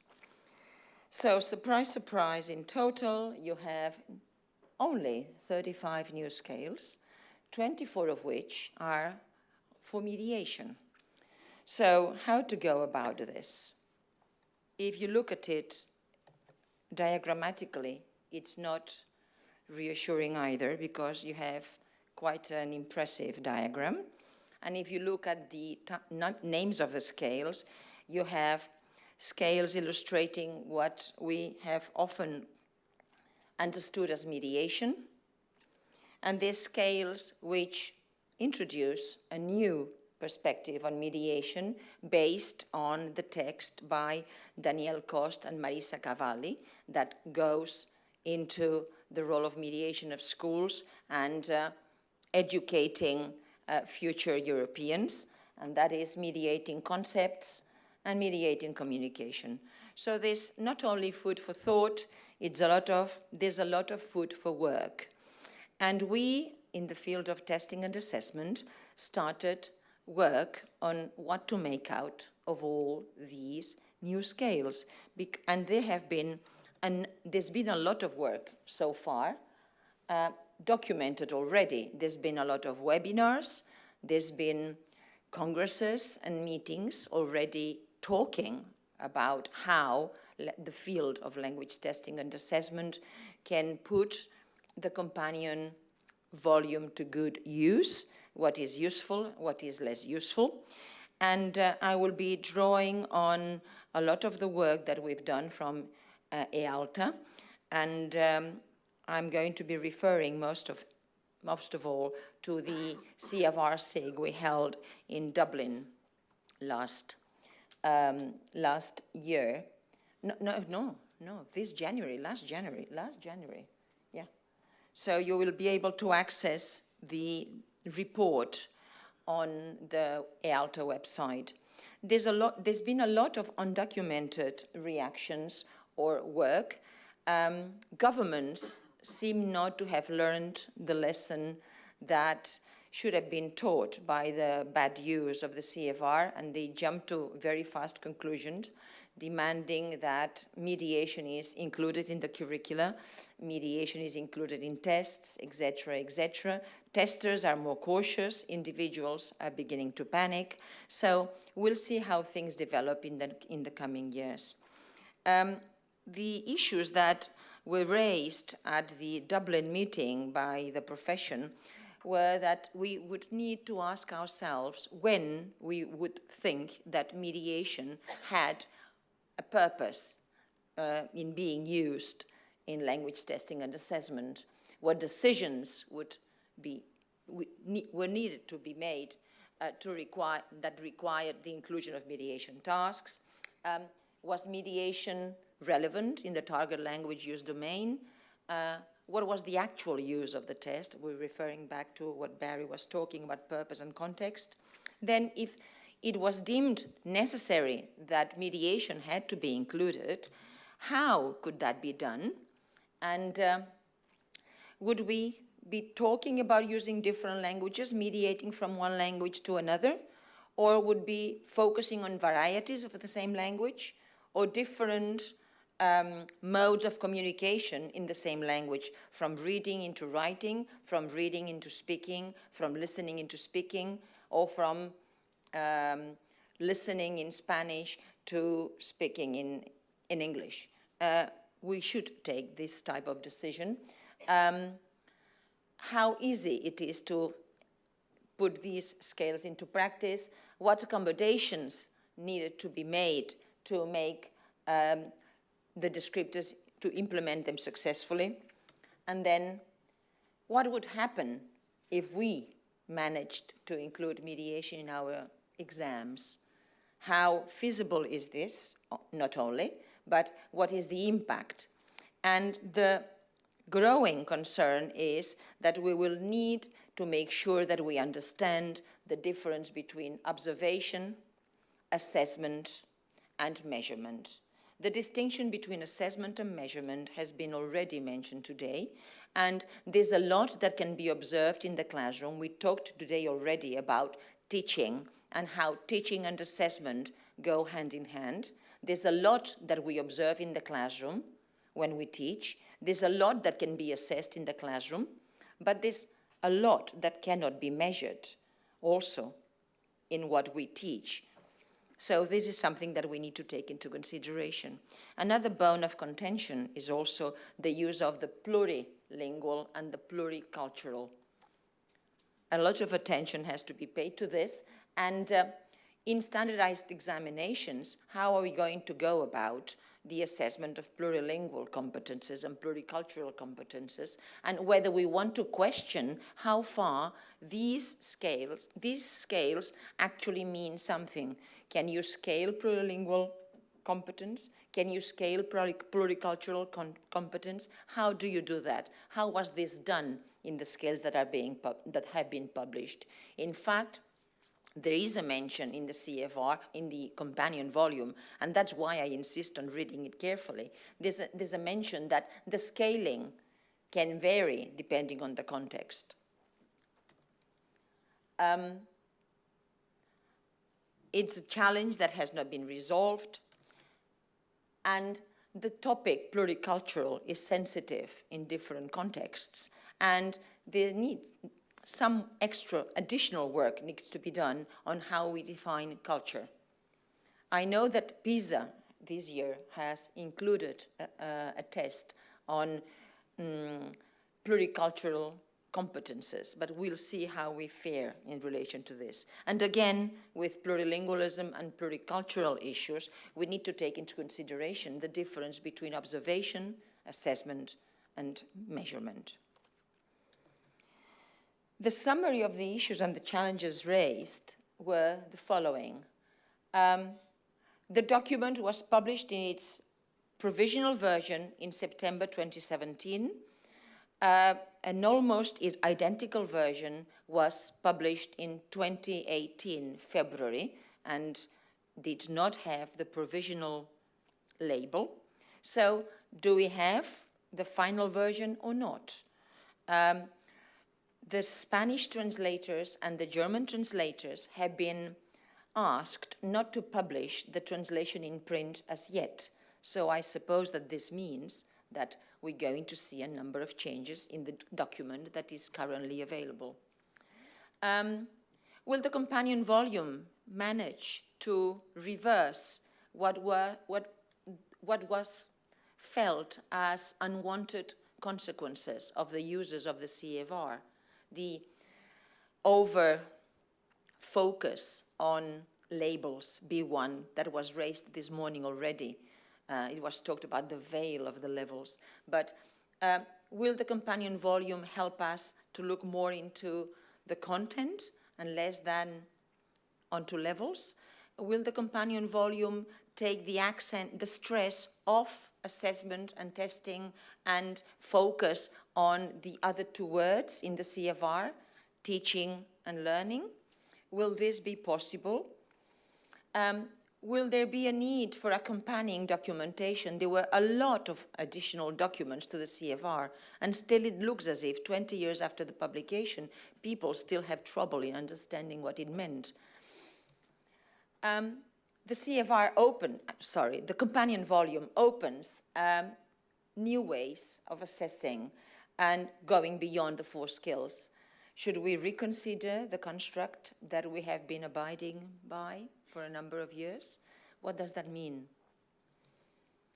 And the testers need to decide what is worth exploring and what is not that relevant and what may not be done as yet. One possible way would be that we look at the companion volume intelligently and start thinking whether we want to focus first on what is immediately useful and rather than on what is less useful. And we talk about changes. For example, what is useful is that there's no native speaker anymore in the CFR. The native speaker has been deleted, and the absolute statements have also been modified. There was a C2 descriptor that said you can understand practically everything. So the absolute statements are gone. The native speaker model is gone. We might want to revise our specifications and our curricula to use this. And also, we could improve existing marking schemes with the new scales, especially the phonological control. So that could be a first step, to look at what is immediately useful. A second step could be to consider what is relevant and might take a bit longer, but we think is worth considering. Like, for example, if we have integrated tasks, the new descriptors help us define and specify what we're assessing in terms of integrated tasks, the reading into writing or the listening into speaking, much better. This means also taking into consideration what can be done in a straightforward way, what can be done in a less straightforward way. Sometimes it's just a question of tweaking the content or tweaking the specifications. Sometimes it's much more complex. And sometimes it requires, if you have linked your test to the manual for relating exams to the CFR, it might mean that you have to refill the manual forms, but sometimes the manual forms are not going to be useful anymore because terminology has changed and there's no manual forms for rendering how you assess mediation. So that might take a bit longer.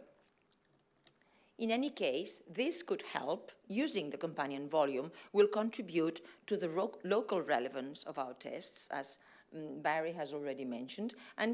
But if we make our tests more locally relevant, we need to retain the ability to have a common understanding of what your B1 is and what the other B1 is. And this has to do with transparency. So if we go into using different scales for different purposes in different contexts. We need to make sure that we can document this in a way that is transparent with evidence and also take into consideration the consequences of whatever we have changed or whatever we are doing different. So, where do we stand now? How can we use the companion volume sensibly? What can be done to make it fully accessible and understood? How will the companion volume and the CFR coexist? A lot of people are talking about the new CFR. A lot of people are only using the companion volume and not using the CFR. So there's a bit of a problem there, and we need to decide how we go about this. What are the implications of using the companion volume if we're using the manual? And what mechanisms can we put together to collect feedback on how people use this, and how can that be disseminated and made available to everybody so that we can learn from one another? What type of research agenda do we need? With what timeline? So it looks as if we talk today a lot about the present and the past and the future. So technology may help, but we've got a lot of work ahead. And I think that this is the end of my talk. These are the references. Thank you for your attention, and happy birthday.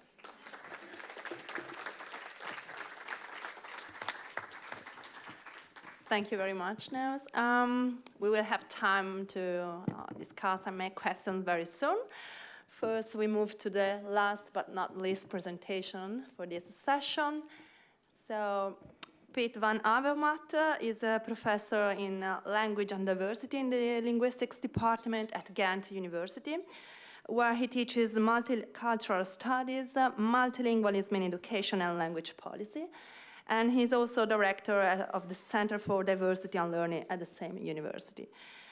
His expertise and research interests cover topics related to multilingualism in education, social inequality in education, language policy and practice in education, social inclusion, language assessment, diversity and inclusion, integration and participation, discrimination, education, and migration.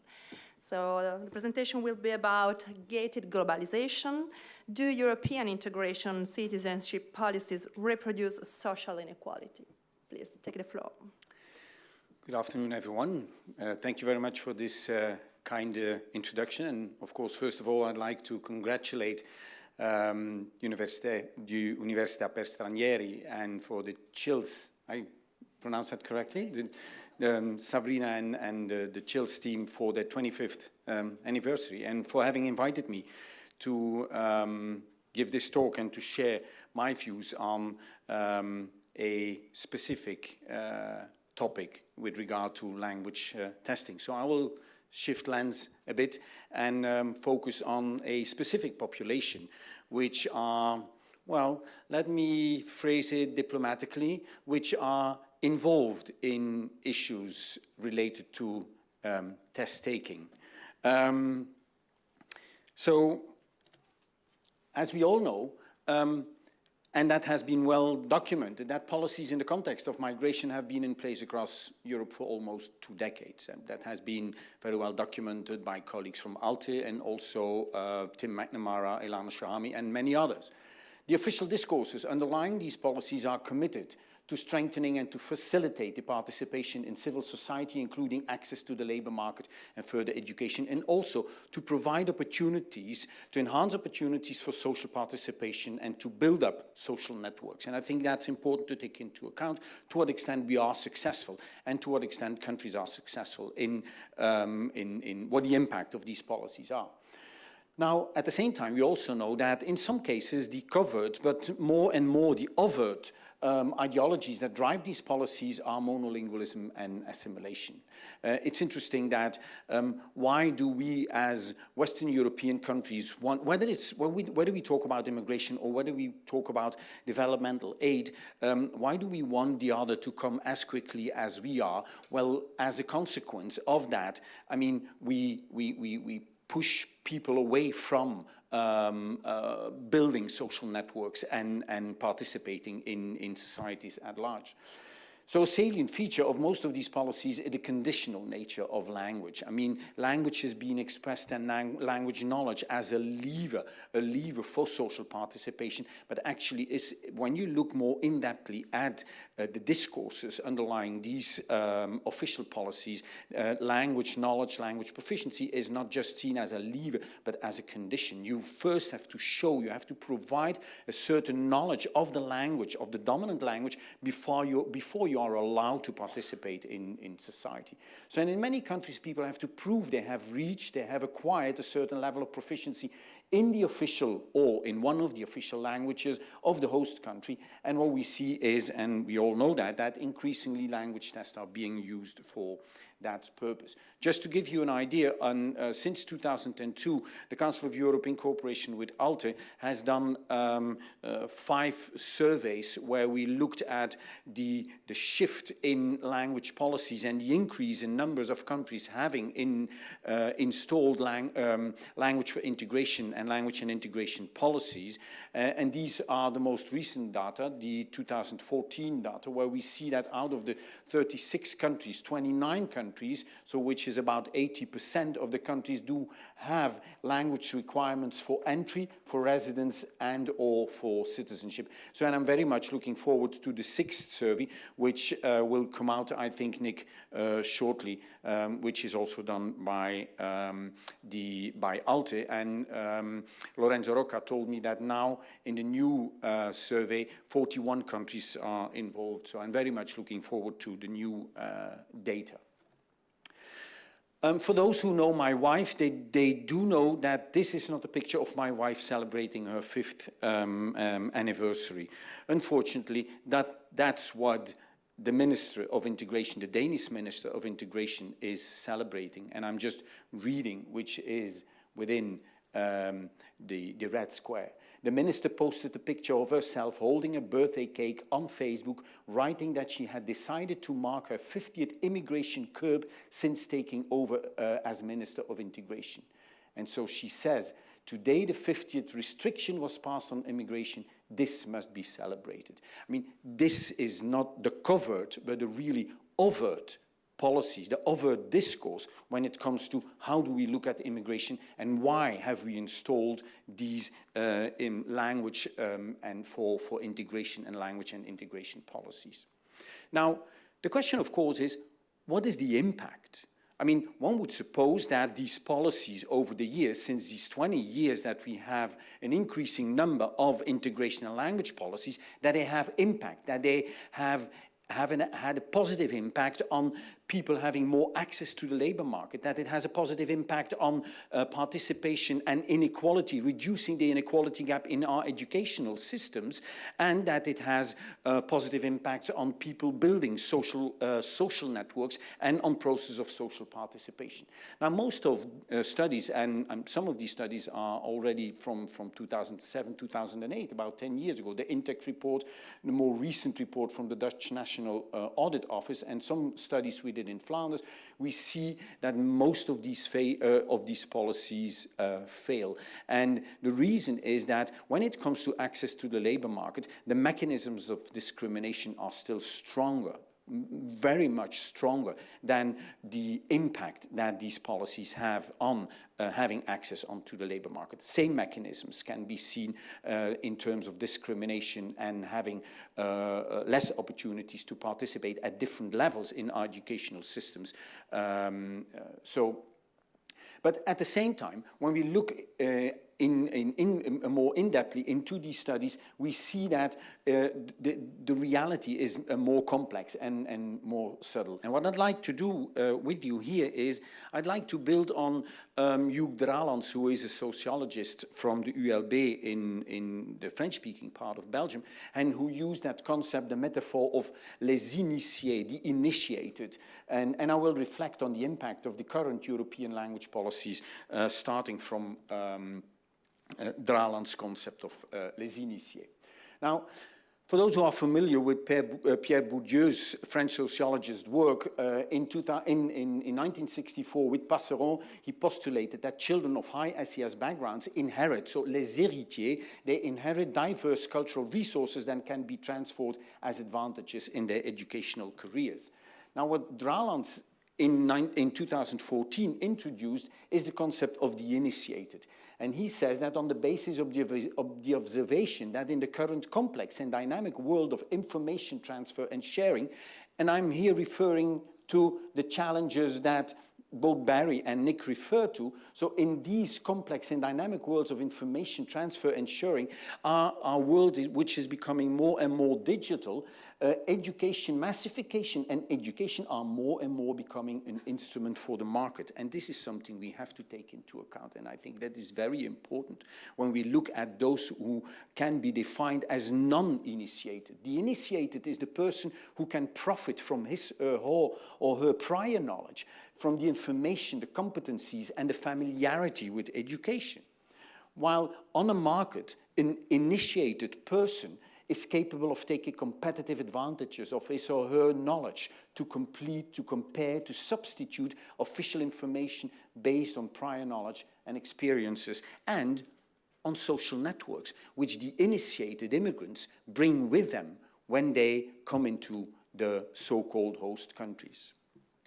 So the initiated can also capitalize on his or her cultural and educational capital thanks to his or her knowledge of the inner circles of education. He or she possesses both the map and the compass to orientate, to navigate his or herself through the educational labyrinth, as Dralans phrases it. The l'initié can read between the lines, deconstruct the institutional discourses which tend to euphemize differences. The initiated has the skill and the network to be guided, to be accompanied, to be informed by someone who already experienced the market mechanisms of education. For the non-initiated, les non-initiés, on the contrary, the knowledge is often reduced to the official, the public, and the non-personalized knowledge. He or she can't always rely on assumed prior knowledge. He or she often has not the same cultural and educational capital. His or her knowledge often has no currency in education driven by market mechanisms. And here I will provide 3 examples of research that has been done recently where we looked at these dynamics and to what extent that cultural and educational capital of les initiés and les non-initiés impacts opportunities of social participation and access to the labor market. First is a study we've done, some data I'll present from the Flemish context. The second one is research done in the Netherlands. And then the last one is also a study we've done in Flanders on the impact of integration programs of social networks. So the first one, when we look at in Flanders, we have what we call, for adult migrants, we have a kind of a tracking system. People coming from low social backgrounds, the more illiterate people, lower educated people, they are sent to or orientated to the centers for basic education, as it is called. People from higher SES backgrounds, the third category, are mainly orientated to university language centers. Now, so the profile of the immigrants in each of these groups is clearly defined. You have lower SES people in the CBE and then higher SES people in UTC language centers. Now, recently, a language test at an A2 level has been introduced, and people from the different tracks, adults, migrants from the different tracks, have been involved in taking the test. Now, and these are just some data from piloting the test. Now, what is interesting to see is, if you look at the figures there, people who did a language program in the CBE track, only one person was successful at the E2 level. When you look at the number of people who were in the university language centers, up to 27 of the people were successful. What you see here is, beside the fact that there might be differences in what is being taught and how languages have been taught in the different tracks, what we see is that those who enter into the university language centers, who have that, what I called educational and social and cultural background, they seem to benefit, and their, the probability of being more successful is clear here in this example. The second example I'd like to share with you is the example of the Netherlands, where the Dutch government some years ago decided that they would privatize the whole language for education L2 education market, specifically also for integration, or as they call in Dutch, the Einbürgerungsprogramms. So that has been completely privatized, and so you have a kind of quasi-market, or even in some cases a real market model.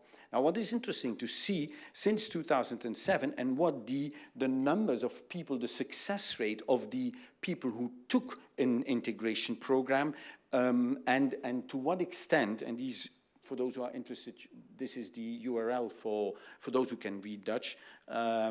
This is the URL where you have more detailed information. But it is interesting to see that from a certain moment onwards, from 2012 onwards, when the market, when language education, and specifically for integration, the integration programs became completely privatized, the numbers of people being successful dropped dramatically.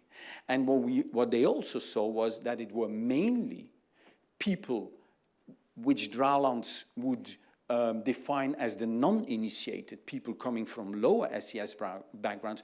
Those were the most vulnerable since the Dutch government has privatized. And what you see here is an example of a screenshot of one of the pages on the website, the official website of the government in the Netherlands. So this is you are responsible. It is your responsibility. It's not a governmental responsibility. It's not a societal responsibility. You as an individual are responsible. You can ask a friend. You can authorize someone to help you to fill in the documents, to get through the process. So what you have here, those who have social networks, those who already have social networks, or as Dralands defines them, the initiated in the educational system, those who know how to navigate through the system, for them, this system functions perfectly well. The third example is about a small qualitative study we did in Flanders, where we looked at the impact of building social networks of people who participated actively in an integration program in Flanders. So what we have here are 9 in-depth interviews with low SES newcomers, all female Eastern European migrants. They were 3 to 5 years in Flanders. They all did an integration and language program, and they have children at school, and they all came from one city in Flanders. So it's an explorative study, so we have to be careful in not generalizing the findings. But the research questions were, how do the social networks of the newcomers look like? That was the first question. Second, what kind of social context do newcomers have in terms of organizations at school, in leisure time? What was the impact of participating in the integration program and the Dutch language course on building social networks? And how and when are social networks being used? Now, as for the first question, all these 9 women clearly stated and said that they have a very limited number of social contexts. There was a complete absence, in their experience, a complete absence of social bridging relations. And this is just one quote. I'm living now for 2 years in a city. I have one friend, she is also Polish. Sometimes I go shopping or walking or drinking coffee, but I always speak Polish. I don't have any contact with Belgian people after being obliged of taking an integration program. And remember, what the policy promised, and most of these integration policies promise, is when you've done your integration program, those will open to have access on the labor market, to build social networks. These people experience the opposite. Second question, what kind of social context do newcomers have? Hardly any leisure time activities they are involved in.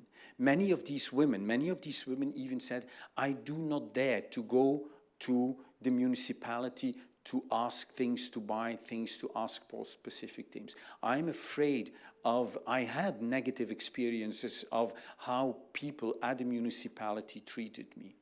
They retreat in one way or another. They don't dare to build up social networks. So they have very limited social linking context. Mostly they have it with their language teachers. So they had their social networks while they were in the integration program, but once they left the program, once the program was finished, they all that network evaporated in one way or another. And again, this is one quote of one of the people that have been interviewed. The school of the children, the teachers, yes, they have limited contacts with the schools. I can always ask them for help. They always help me. At first, I didn't understand all the notes the children brought home. I tried to translate via Google Translate, but it wasn't always correct. I asked the teachers, they helped me. They are always friendly. So again, limited individual people, and it strongly depends on to what extent, in this case, the teacher is willing to support and willing to help. The idea of building social networks and process of social participation as a reciprocal issue, which is in most of the current integration policies absent. All these people also express a need for social bridging relations. All the social contacts they made during the integration programs, they do not seem to be sustainable. Again, a quote, after the course, I have to work every day, I have 2 children, my husband works, I only go to school, the course, 2 times a week, I don't have time for friends. These were really frequent quotes we have from the people we interviewed. And that need for social bridging relations. Here at school it is fine. Again, the school where they take the integration program. I want to come every day to school. Here you can talk to people as friends. I want more contact, know more people, but I have to speak Dutch better in order to do that. So what you also see here in that the final sentence, they've internalized the deficit idea. They see it as, it is my problem that it's due to the fact that my proficiency of Dutch is limited, that I can't participate and build up social networks. And this is something which also needs to be taken into account when we reflect on the impact of the current policies. And then the last question, how and when are social networks being used? Well, we see with most of the low SES newcomers, they rely mostly on context in the nuclear family, in the close family, in the home country, and also with a few good friends. The bridging and the functional context are hardly mentioned by the respondents. So, to conclude, policymakers claim that integration policies, including language tests, do result in entry tickets to the labor market and education, and thus function as levers for social participation. I argue that these findings seem to indicate, the findings I just presented, seem to indicate that the policies benefit some migrants more than others.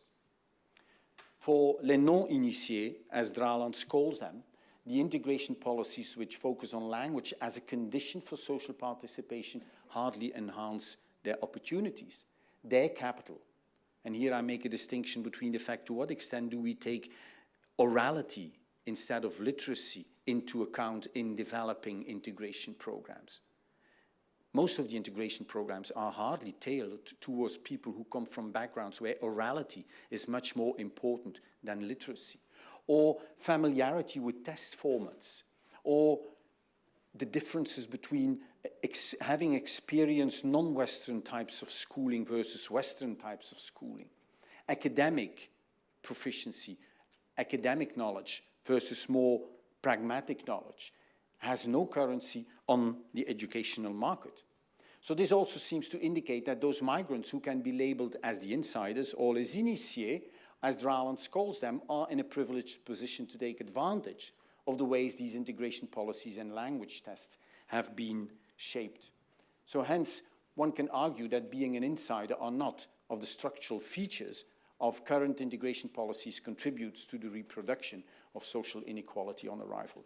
And I'm strongly convinced that as long as we won't critically reflect on the kind of middle-class approaches in the way we've developed our integration programs and language policy programs and language tests, we will keep reproducing mechanisms of social inequality. Thank you very much.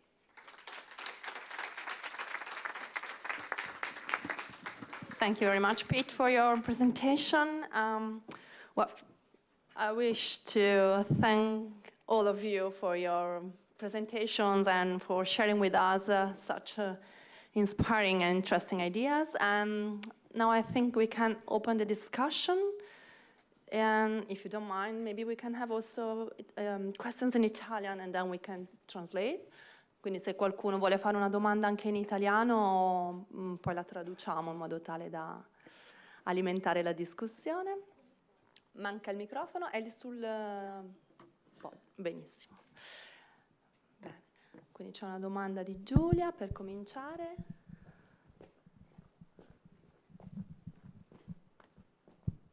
Okay, so first of all, thank you for Professor O'Sullivan. Okay, so my question is, in globalizing the local, as you said, by not taking small steps, but embracing this strong, incredibly fast-paced evolution of technology, how can we cope with the fact that we are actually facing, at the same time, consequently, a shockingly fast change of construct?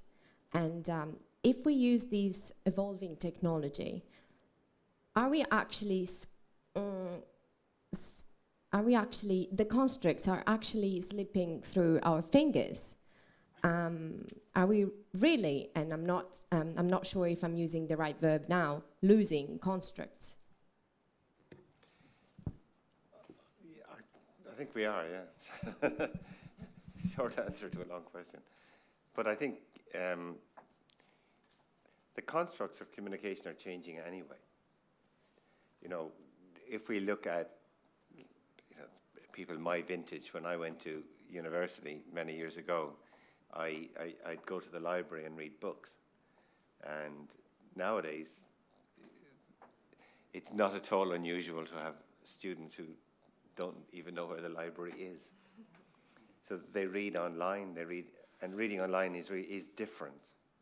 So what they read is different, the amount they read is different, and what they're expected to do with it is different. And we all face the issue. So the constructs are changing anyway. We have to understand as well that, for example, in speaking, we're more and more likely in the very near future to speak to machines. So in some way that construct is also going to change. There is a massive problem, of course, because if we embrace the technology as we have been up to now, we lose focus on what the construct is. And we have these construct-free tests that are already out there and that are undermining the work that we are trying to do. So it is something we have to be very, very careful with. I think in Jim's talk, he really showed us very clearly that the construct is moving beyond language more and more. And if we can use technology to help us to come to terms with that, that's great. But we have to realize that it's not just the way it used to be. Nothing is the way it used to be.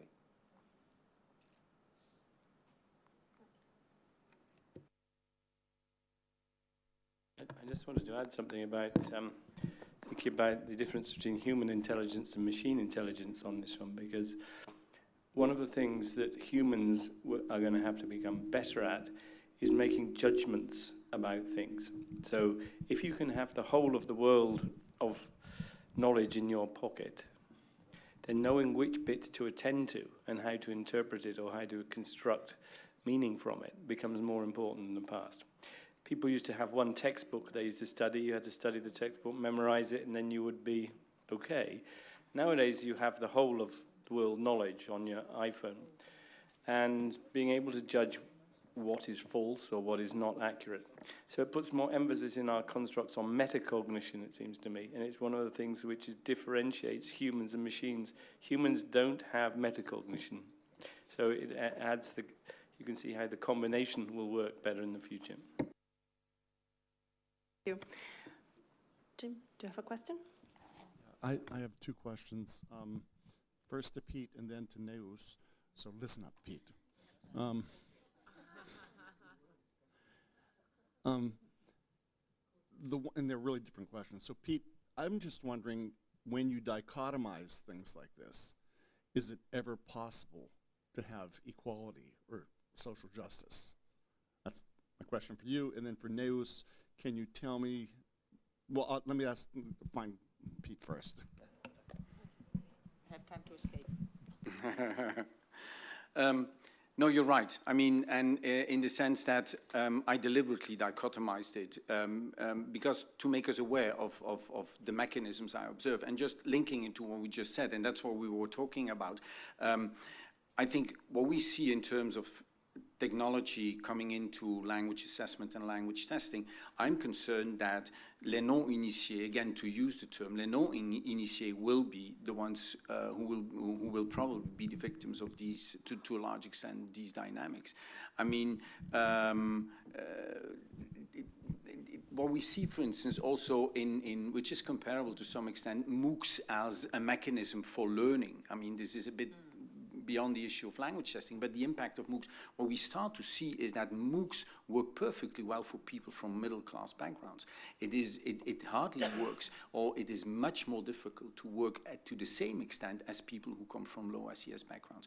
But I absolutely agree that it is a continuum, and there is a lot of space in between, and we have to be careful in just dichotomizing it. But for the sake of the argument, I think it's sometimes important to address the things in a very sharp way, so that we are aware of the fact that the kind of policies we've developed them from our points of references, from our norms and values of what we think as being the natural and the normal. And we have to be aware of the fact that these do not always fit the needs of some of the people who also. And just to give you one example of children I gave a talk for principals in Flanders on multilingualism in education. And one of the principals asked, at the end, asked the question, yeah, but tell me, the Turkish migrants, third generation, still do not properly speak Dutch, and they use Turkish at home. There is the Syrian family who is here for 3-4 years. Look what the progress the kids made when they entered into a classroom.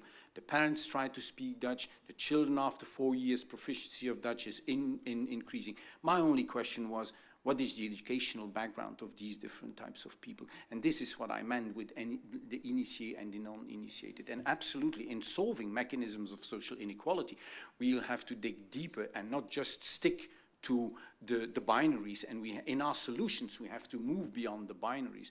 But I think it's first important to confront ourselves with certain realities which we often tend to forget. Definitely when we look at scores of success in terms of average scores. So you think social equality is a possibility? Is that? Social equality, you think, is actually a possibility? I don't. Well, Jim, let me be frank on that. I refuse to abdicate. I refuse to abdicate. I know it is hard, and I know it is very difficult, and I know that since Bourdieu, that we are confronted with the fact that social inequality is an extremely tenacious problem. We know it from PISA, and it's even getting worse. I mean, the inequality gap on the 2015 data compared to the 2000 data, the variation, the explained variance was in 2000 for Flanders 38%. Now in 2015 it's 50%, but I refuse to abdicate for the fact that we at least must try and attempt to solve and to reduce mechanisms of social inequality here. Absolutely. Keep going at it, Pete. We need people like you. I love playing the devil advocate on this. Neus, for you a question is, what is mediation? Huh? No one ever defines this thing. No. You need to read Daniel Coste and Marisa Cavalli's book, which is not straightforward. And mediation had a definition in the CFR, which was very much what we thought mediation was. Pete is talking to me in English, and I'm here with my mum, and then I tell my mum basically what Pete has been telling me. And you could talk about mediation from one language to another, which was an approximate translation or an approximate interpretation. And then there was mediation strategies also in the CFR, which were the strategies that you used to understand a text that was beyond your level of understanding or beyond your level of competence. This has been expanded onto mediating concepts in a group, or mediating discussions, helping create a creative atmosphere. And this is what I was referring to, because in 30 minutes you cannot do much more. I'm not that good at this.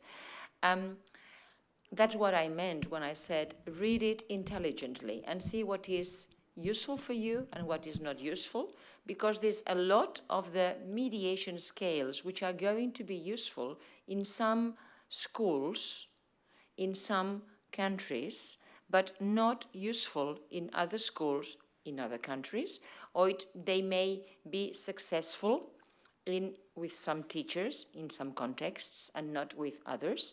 And I think that the objective of looking at mediation from a wider perspective has to do a lot with the worries in Europe about the integration of migrants, about the changes in society, and about the title of the document I'm referring to, the role of schools in mediating knowledge. That's why. But then there's another aspect in the mediation concept that was in the CFR that is not anymore in the companion volume, and that is understanding mediation as a type of translation, which has not gone down well in China at all, but there's no reference to translation in the mediation scales because translation is considered a professional competence, and that's why it was erased. It was erased from the original document because Yes. there wasn't enough energy to take on a lobby of translators and interpreters. I mean, it's professional sort of C2+. Yeah, I was trying to be nice and not say this. But that's what happened originally. So my worry about this concept is if I have to read 2 books, I'm not going to understand it. Okay? If it means so many things. But I mean, How do that's we what. understand No, it? but So, Jim, that's what you end up reading when you want to understand validity. When you want to understand validity, you need to read Messig, you need to read Kane, you need to read the O'Sullivan forthcoming, you need to read the international standards. I think that's why I was advocating as well for timelines and research and take things bit by bit. Look at what is relevant for you and forget about the rest so far. Don't embrace everything and don't rush. Don't rush in, oh, mediation, that's the latest one, I'll go for it. I'll have just a section in my test which is mediation. No, concentrate. What is relevant for you? What can help you and what cannot help you? Is how to explain this to teachers. You know, That was another of the issues that I was raising. I mean, because a lot of documents were published together with the CFR. The CFR for teachers. There were manuals for teacher trainers. There were manuals for teachers. But but this morning we listened to a speaker talking about students not reading and how Socrates was worried. Students may not read, but sometimes we do not read as much as we should read, or people do not pay attention to the amount of documents that are already out there. People wanted documents that would help us understand the CFR. Before the CFR was published, there were a number of documents published on how to use the CFR. And we did talk when the companion volume was being in production, we did talk about having a series of framed reminders, because the framed reminders in the CFR are very helpful. Think of your students first, think of what your resources are, where do you want to start? And we said the same thing in the manual. And maybe the same thing is missing in the companion volume. It's just, my attempt was, don't take it too rashly, and take it easy, and use it intelligently, and little by little. And the same with everything. Teachers do not have to read Costa and Cavalli's book, but teacher trainers might have, so that they know how to help teachers in using this. Nick was also at meetings, and we did discuss all this. And I think the complexification or extension of a task-based model is enhanced by thinking about some of the concepts. So integrated tasks or scenarios can easily be built around some of the concepts of mediation that are in there, which would not have been focused on perhaps with the previous sort of separation of task model, separation of skill model, which some people took as 4 skills. It wasn't intended like that in the original CFR, but people continued with 4 skills separately. And that's still the case a lot of the time. So it puts more emphasis on skill integration, I think. I was the person who sat on the Dublin panel when we looked at this last January, and I was asked to look at the mediation scales from an assessment perspective. And I was generally very impressed by the usability of what I found. I wasn't part of the original group, so I came to it pretty fresh. And for me, it was very clearly set out, very clearly rationalized, and pretty well defined as well. It was, so, you know, it seems a little bit overwhelming. And when I looked at the fact that I had, 24 scales to read and other people had 3, I wasn't delirious with myself for saying yes so quickly. But actually, I learned a huge amount, because I realized that, as Nick said, it gives us a way of formally and systematically broadening the construct. Because the old CFR was very helpful, but it did tend to narrow the construct. This opens it back up again, and I think that's the greatest value to it. Thank you. And I think that in that respect, the testers have done a good job in not wildly rushing into it. Although teachers are worrying because many governments are forcing teachers to start using this without having thinking time. Okay, thank you very much. Any other question? Anche in italiano? Sabrina.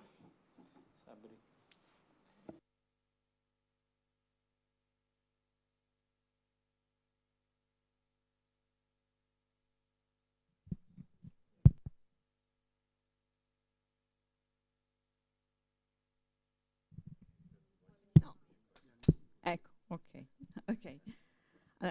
You spoke about localization and validity. And you say that validity is very critical related to localization, right? I'm not sure that localization is not critical and the only critical concept is validity. I'm not sure. You know, validity is a very wide concept, is the critical one concept in language testing and assessment. But localization too, I don't know.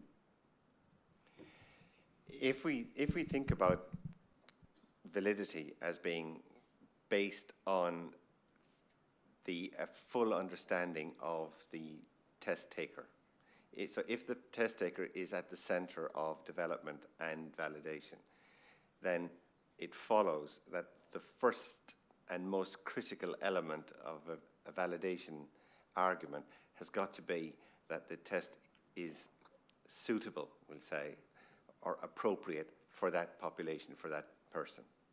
So I would argue that localization and local appropriateness is a critical aspect of validation.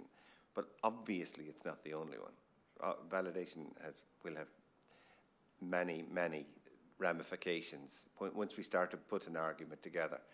Understanding what the construct is means understanding who the people are, because we have to remember that the construct is in their head.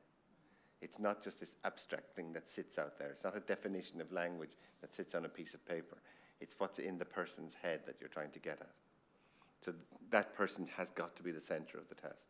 If that person isn't the center of the test, you can't claim that a test is valid. So I would argue that if you have a test that's population agnostic, you can't argue that it's valid. Thank you, Barry. Paola. Okay, my first question is for Nick. Considering the transformation and automation processes you mentioned, I already know the writing improved, so you mentioned it considering the writing. So I would know what's the role of the examiner, I mean the human one, in the future of assessment? First of all, I'm an old-fashioned person. in my last slide I had with the keeping society in the loop, the human has to design the system. And the more that you get the machine which learns how to do things, the more you have to keep that machine under control, right? So you don't let it get out of control like HAL, the computer in 2001: A Space Odyssey. So first of all, it's the design, it's the system design and the whole oversight of what you want to achieve. So keep in mind, as I said, the values. What benefits to humanity, or what benefits to language learning and assessment do we want to get out of it? In the short term, I think the virtuous combination of a machine and a human will enable us to expand our amount of teaching and learning we do, because where assessment becomes embedded more in the whole of the learning process. We separate out, you know, now I'm doing teaching, now I'm doing assessment, for practical reasons a lot of the time. So the analog world of paper and pencil, having to distribute pieces of paper on a desk and deal with 40 children who are going to write essays, has limited what we can do. Now, if the machine, like I was demonstrating, can give the students, under your supervision, hundreds of tasks to do at their own pace, in their own way, but the teacher can then have the information, the data, to then make judgments about how to calibrate the next task, or put the students into different streams in the class, or indeed to work out that what the problem is isn't the actual cognitive demand, is something emotional going on in that child's life. Put their arm around the shoulder of the child and help her. Now the machine isn't going to do that. So the teacher, we were talking about the emotional side and the other features of being human in teaching and learning. The machine can't do it. And the metacognition of judgment and calibration of ideas, choice and so forth, the machine is going to be way off into the future, perhaps never. So it's that combination. Yeah, I just wanted to ask a question because we were talking about this as well. My feeling was that the system tagged, of course, the tagging was done by humans. The system tagged students' performances in terms of the micro, at the micro level. At the macro level, in terms of discourse, pragmatics, task fulfillment, I think that humans are still going to be used for a number of years. I'm a bit hesitant about making predictions for the future in terms of artificial intelligence because I've got somebody in the family with a PhD on robotics, and when he hears people talking about big data, we people not in the field of sciences, of hard science, when we talk about hard data, we tend to underestimate what people in robotics or people in statistics understand as big data. So I think that there's a lot that is going to happen, but there's a lot that will mean that humans are needed, I think. That's our discussions. Yeah, and if I may add to that, and I don't want to be critical or negative when it comes to the kind of technological advantages, progress we are making, but for me there is that concern, again, referring to Draland's concept of being initiated or not being initiated. The feedback that the algorithm gives is fantastic as long as you're initiated and have a grammatical reference frame. We know from SLA that when you don't have a grammatical reference frame, that explicit feedback has less impact and that you will need more implicit feedback. Because to what do you link it if you get that kind of explicit feedback? So I think it has lots of advantages, but it also has to go hand in hand with being aware and the awareness of the fact that it'll definitely benefit people, but I'm concerned about that it might not have the same benefits for some categories of people. I could comment on that because you only have to problematize this and then find out, because this is it's an inductive process, machine learning, right? You have your theories perhaps, but then you let the data tell you what's happening and you supervise it. It is the whole point. You don't just let it go rampant. You have ideas you bring to bear. So that's a hypothesis you've got there, which you can test with kids. You know, as these things become ubiquitous at $10, $15 a time in India and places, as the government invests in infrastructure, not classrooms, but Wi-Fi and telephone masts and so on, so that you can be sitting at home with one of these. You have your uninitiated have to be initiated. They have to be able to have this, right? That's your social engineering, if you like, so that if everyone has one of these, and there is electricity, and there is Wi-Fi, then everyone has the opportunity to learn, right? Which they didn't have before. I've got pictures of, 70, 80 children still sitting on the floor in Indian classrooms with one teacher. Yeah. So we have to see this as transformative in different ways. I too have seen classes in India where students are sitting 50, 60 in a room studying about snow and Santa Claus and things that are completely meaningless to them because they are not, as we've heard, initiated into the discourse of our own assessment. But I'd go back to the point I made, because it wasn't a flippant point. I would have a big concern about technology with the industrialization of education, because I do think that that could drive a wedge that's even deeper, where the people who are not initiated will not be able to pay for real teachers, for humans. So the social contract on this, I think, is right. It's not just on the technology, it's about the systems in society that are going to be built when it becomes possible to do it, right? So if it isn't possible, you've got to live with the practical realities that you've got now. If these opportunities open up, we have to be aware of the risks and have a debate about it. I mean, we won't necessarily stop it happening. It's good that you call it out, though, so that we can observe it. But if we look at what happened with the industrialization of assessment, particularly in America, for example, where we have large corporations running assessments that are population agnostic and curriculum agnostic as well, we can see that they don't benefit the poorer people in society. So the natural next step, as far as I can see, is that there'll be a move to industrialize the education that goes with it. And that's going to be to the detriment of the poorer people. It's blindingly obvious. And it will happen. It's not if it happens. Mm-hmm. Tim.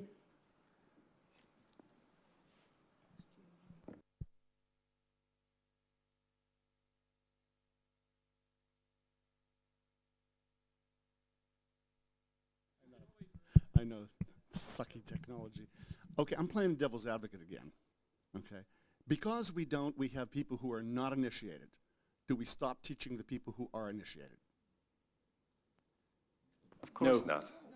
Okay, okay. So the thing is, I don't know how to be able to have a world in which people are so equal. I don't, Pete. I don't know how to do it, okay? I don't think society knows how to do it. I don't think we should stop trying, okay? But a lot of the discourse is, it sounds like, okay, it's not meant like, but it sounds like, because we have people who don't have, and we have people who do have, and there's going to be a discrepancy all the time between that. There's just going to be it, okay? And it might not be a financial discrepancy, actually, okay? It might be an intelligence discrepancy. I mean, why in the world am I here giving a talk at the University of at Siena? Why am I here? Jim, sorry to interrupt.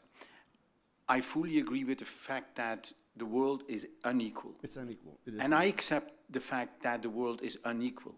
But when I observe and see that the inequality is systematic and is systemic, always been systematic. This is something which I don't accept. The fact that depending on your social background, that you are the probability of being treated unequal, I mean, on the basis of the individual, I fully accept that we are all unequal, absolutely. Yes. That's at the individual level.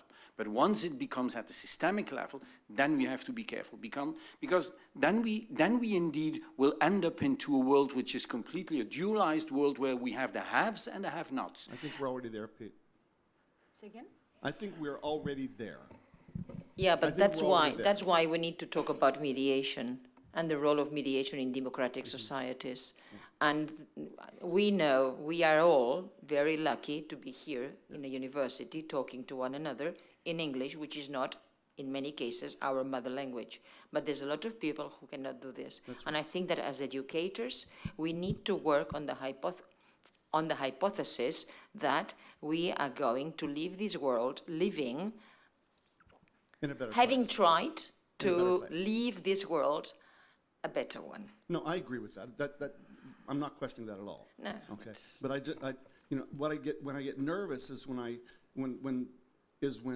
it sounds like, you know, because we have the have-nots and we have the haves, do we not help both in an educational society?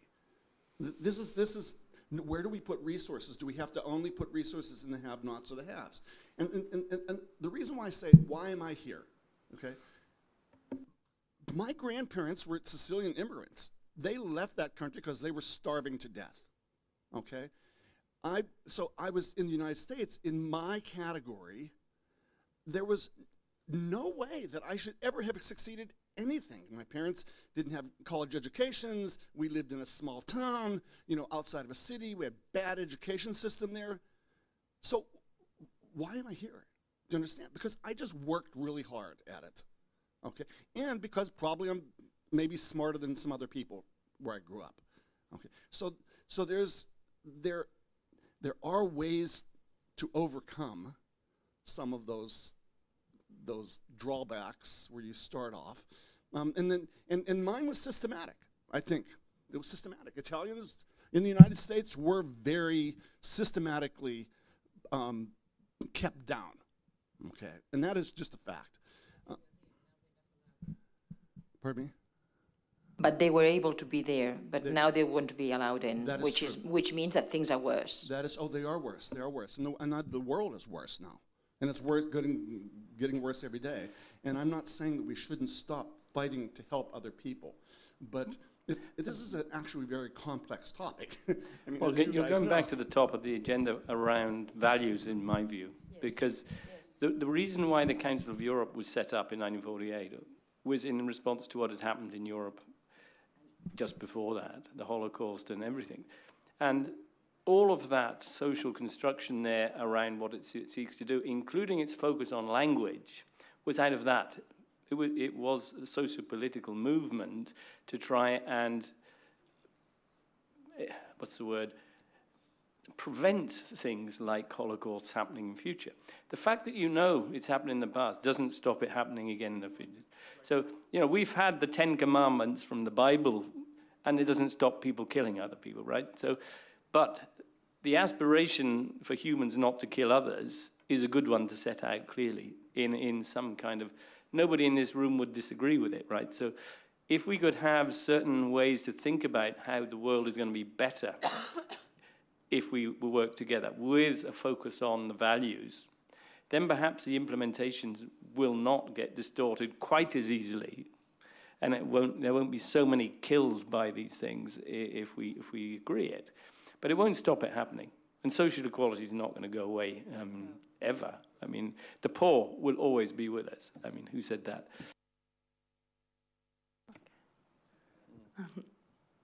Thank you. May we have another question? No, last one, okay.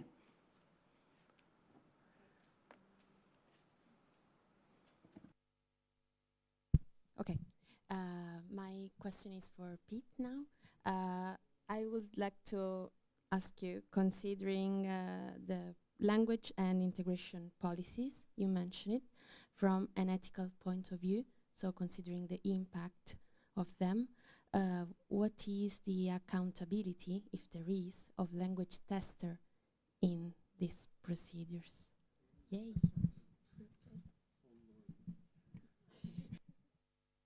I take the shilling. The accountability of the language tester. Guilty as charged.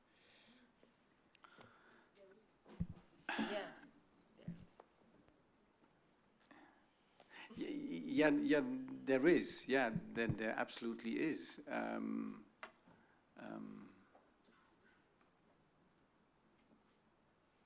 I don't have a concrete answer to that, just right away. I need to think about that. Do you remember when we had this conversation with Henk Kuiper? Yes, absolutely. There are times when, as a human, you might put your hand up and say, I'm not going to be involved in this. Yeah. But sometimes, if you do, someone else worse than you will just step in and do it, right? So abdication is a form of lack of responsibility.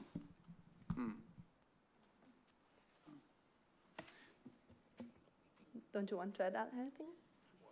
No? Okay. Well, I suppose we can... Yeah, absolutely. Basta.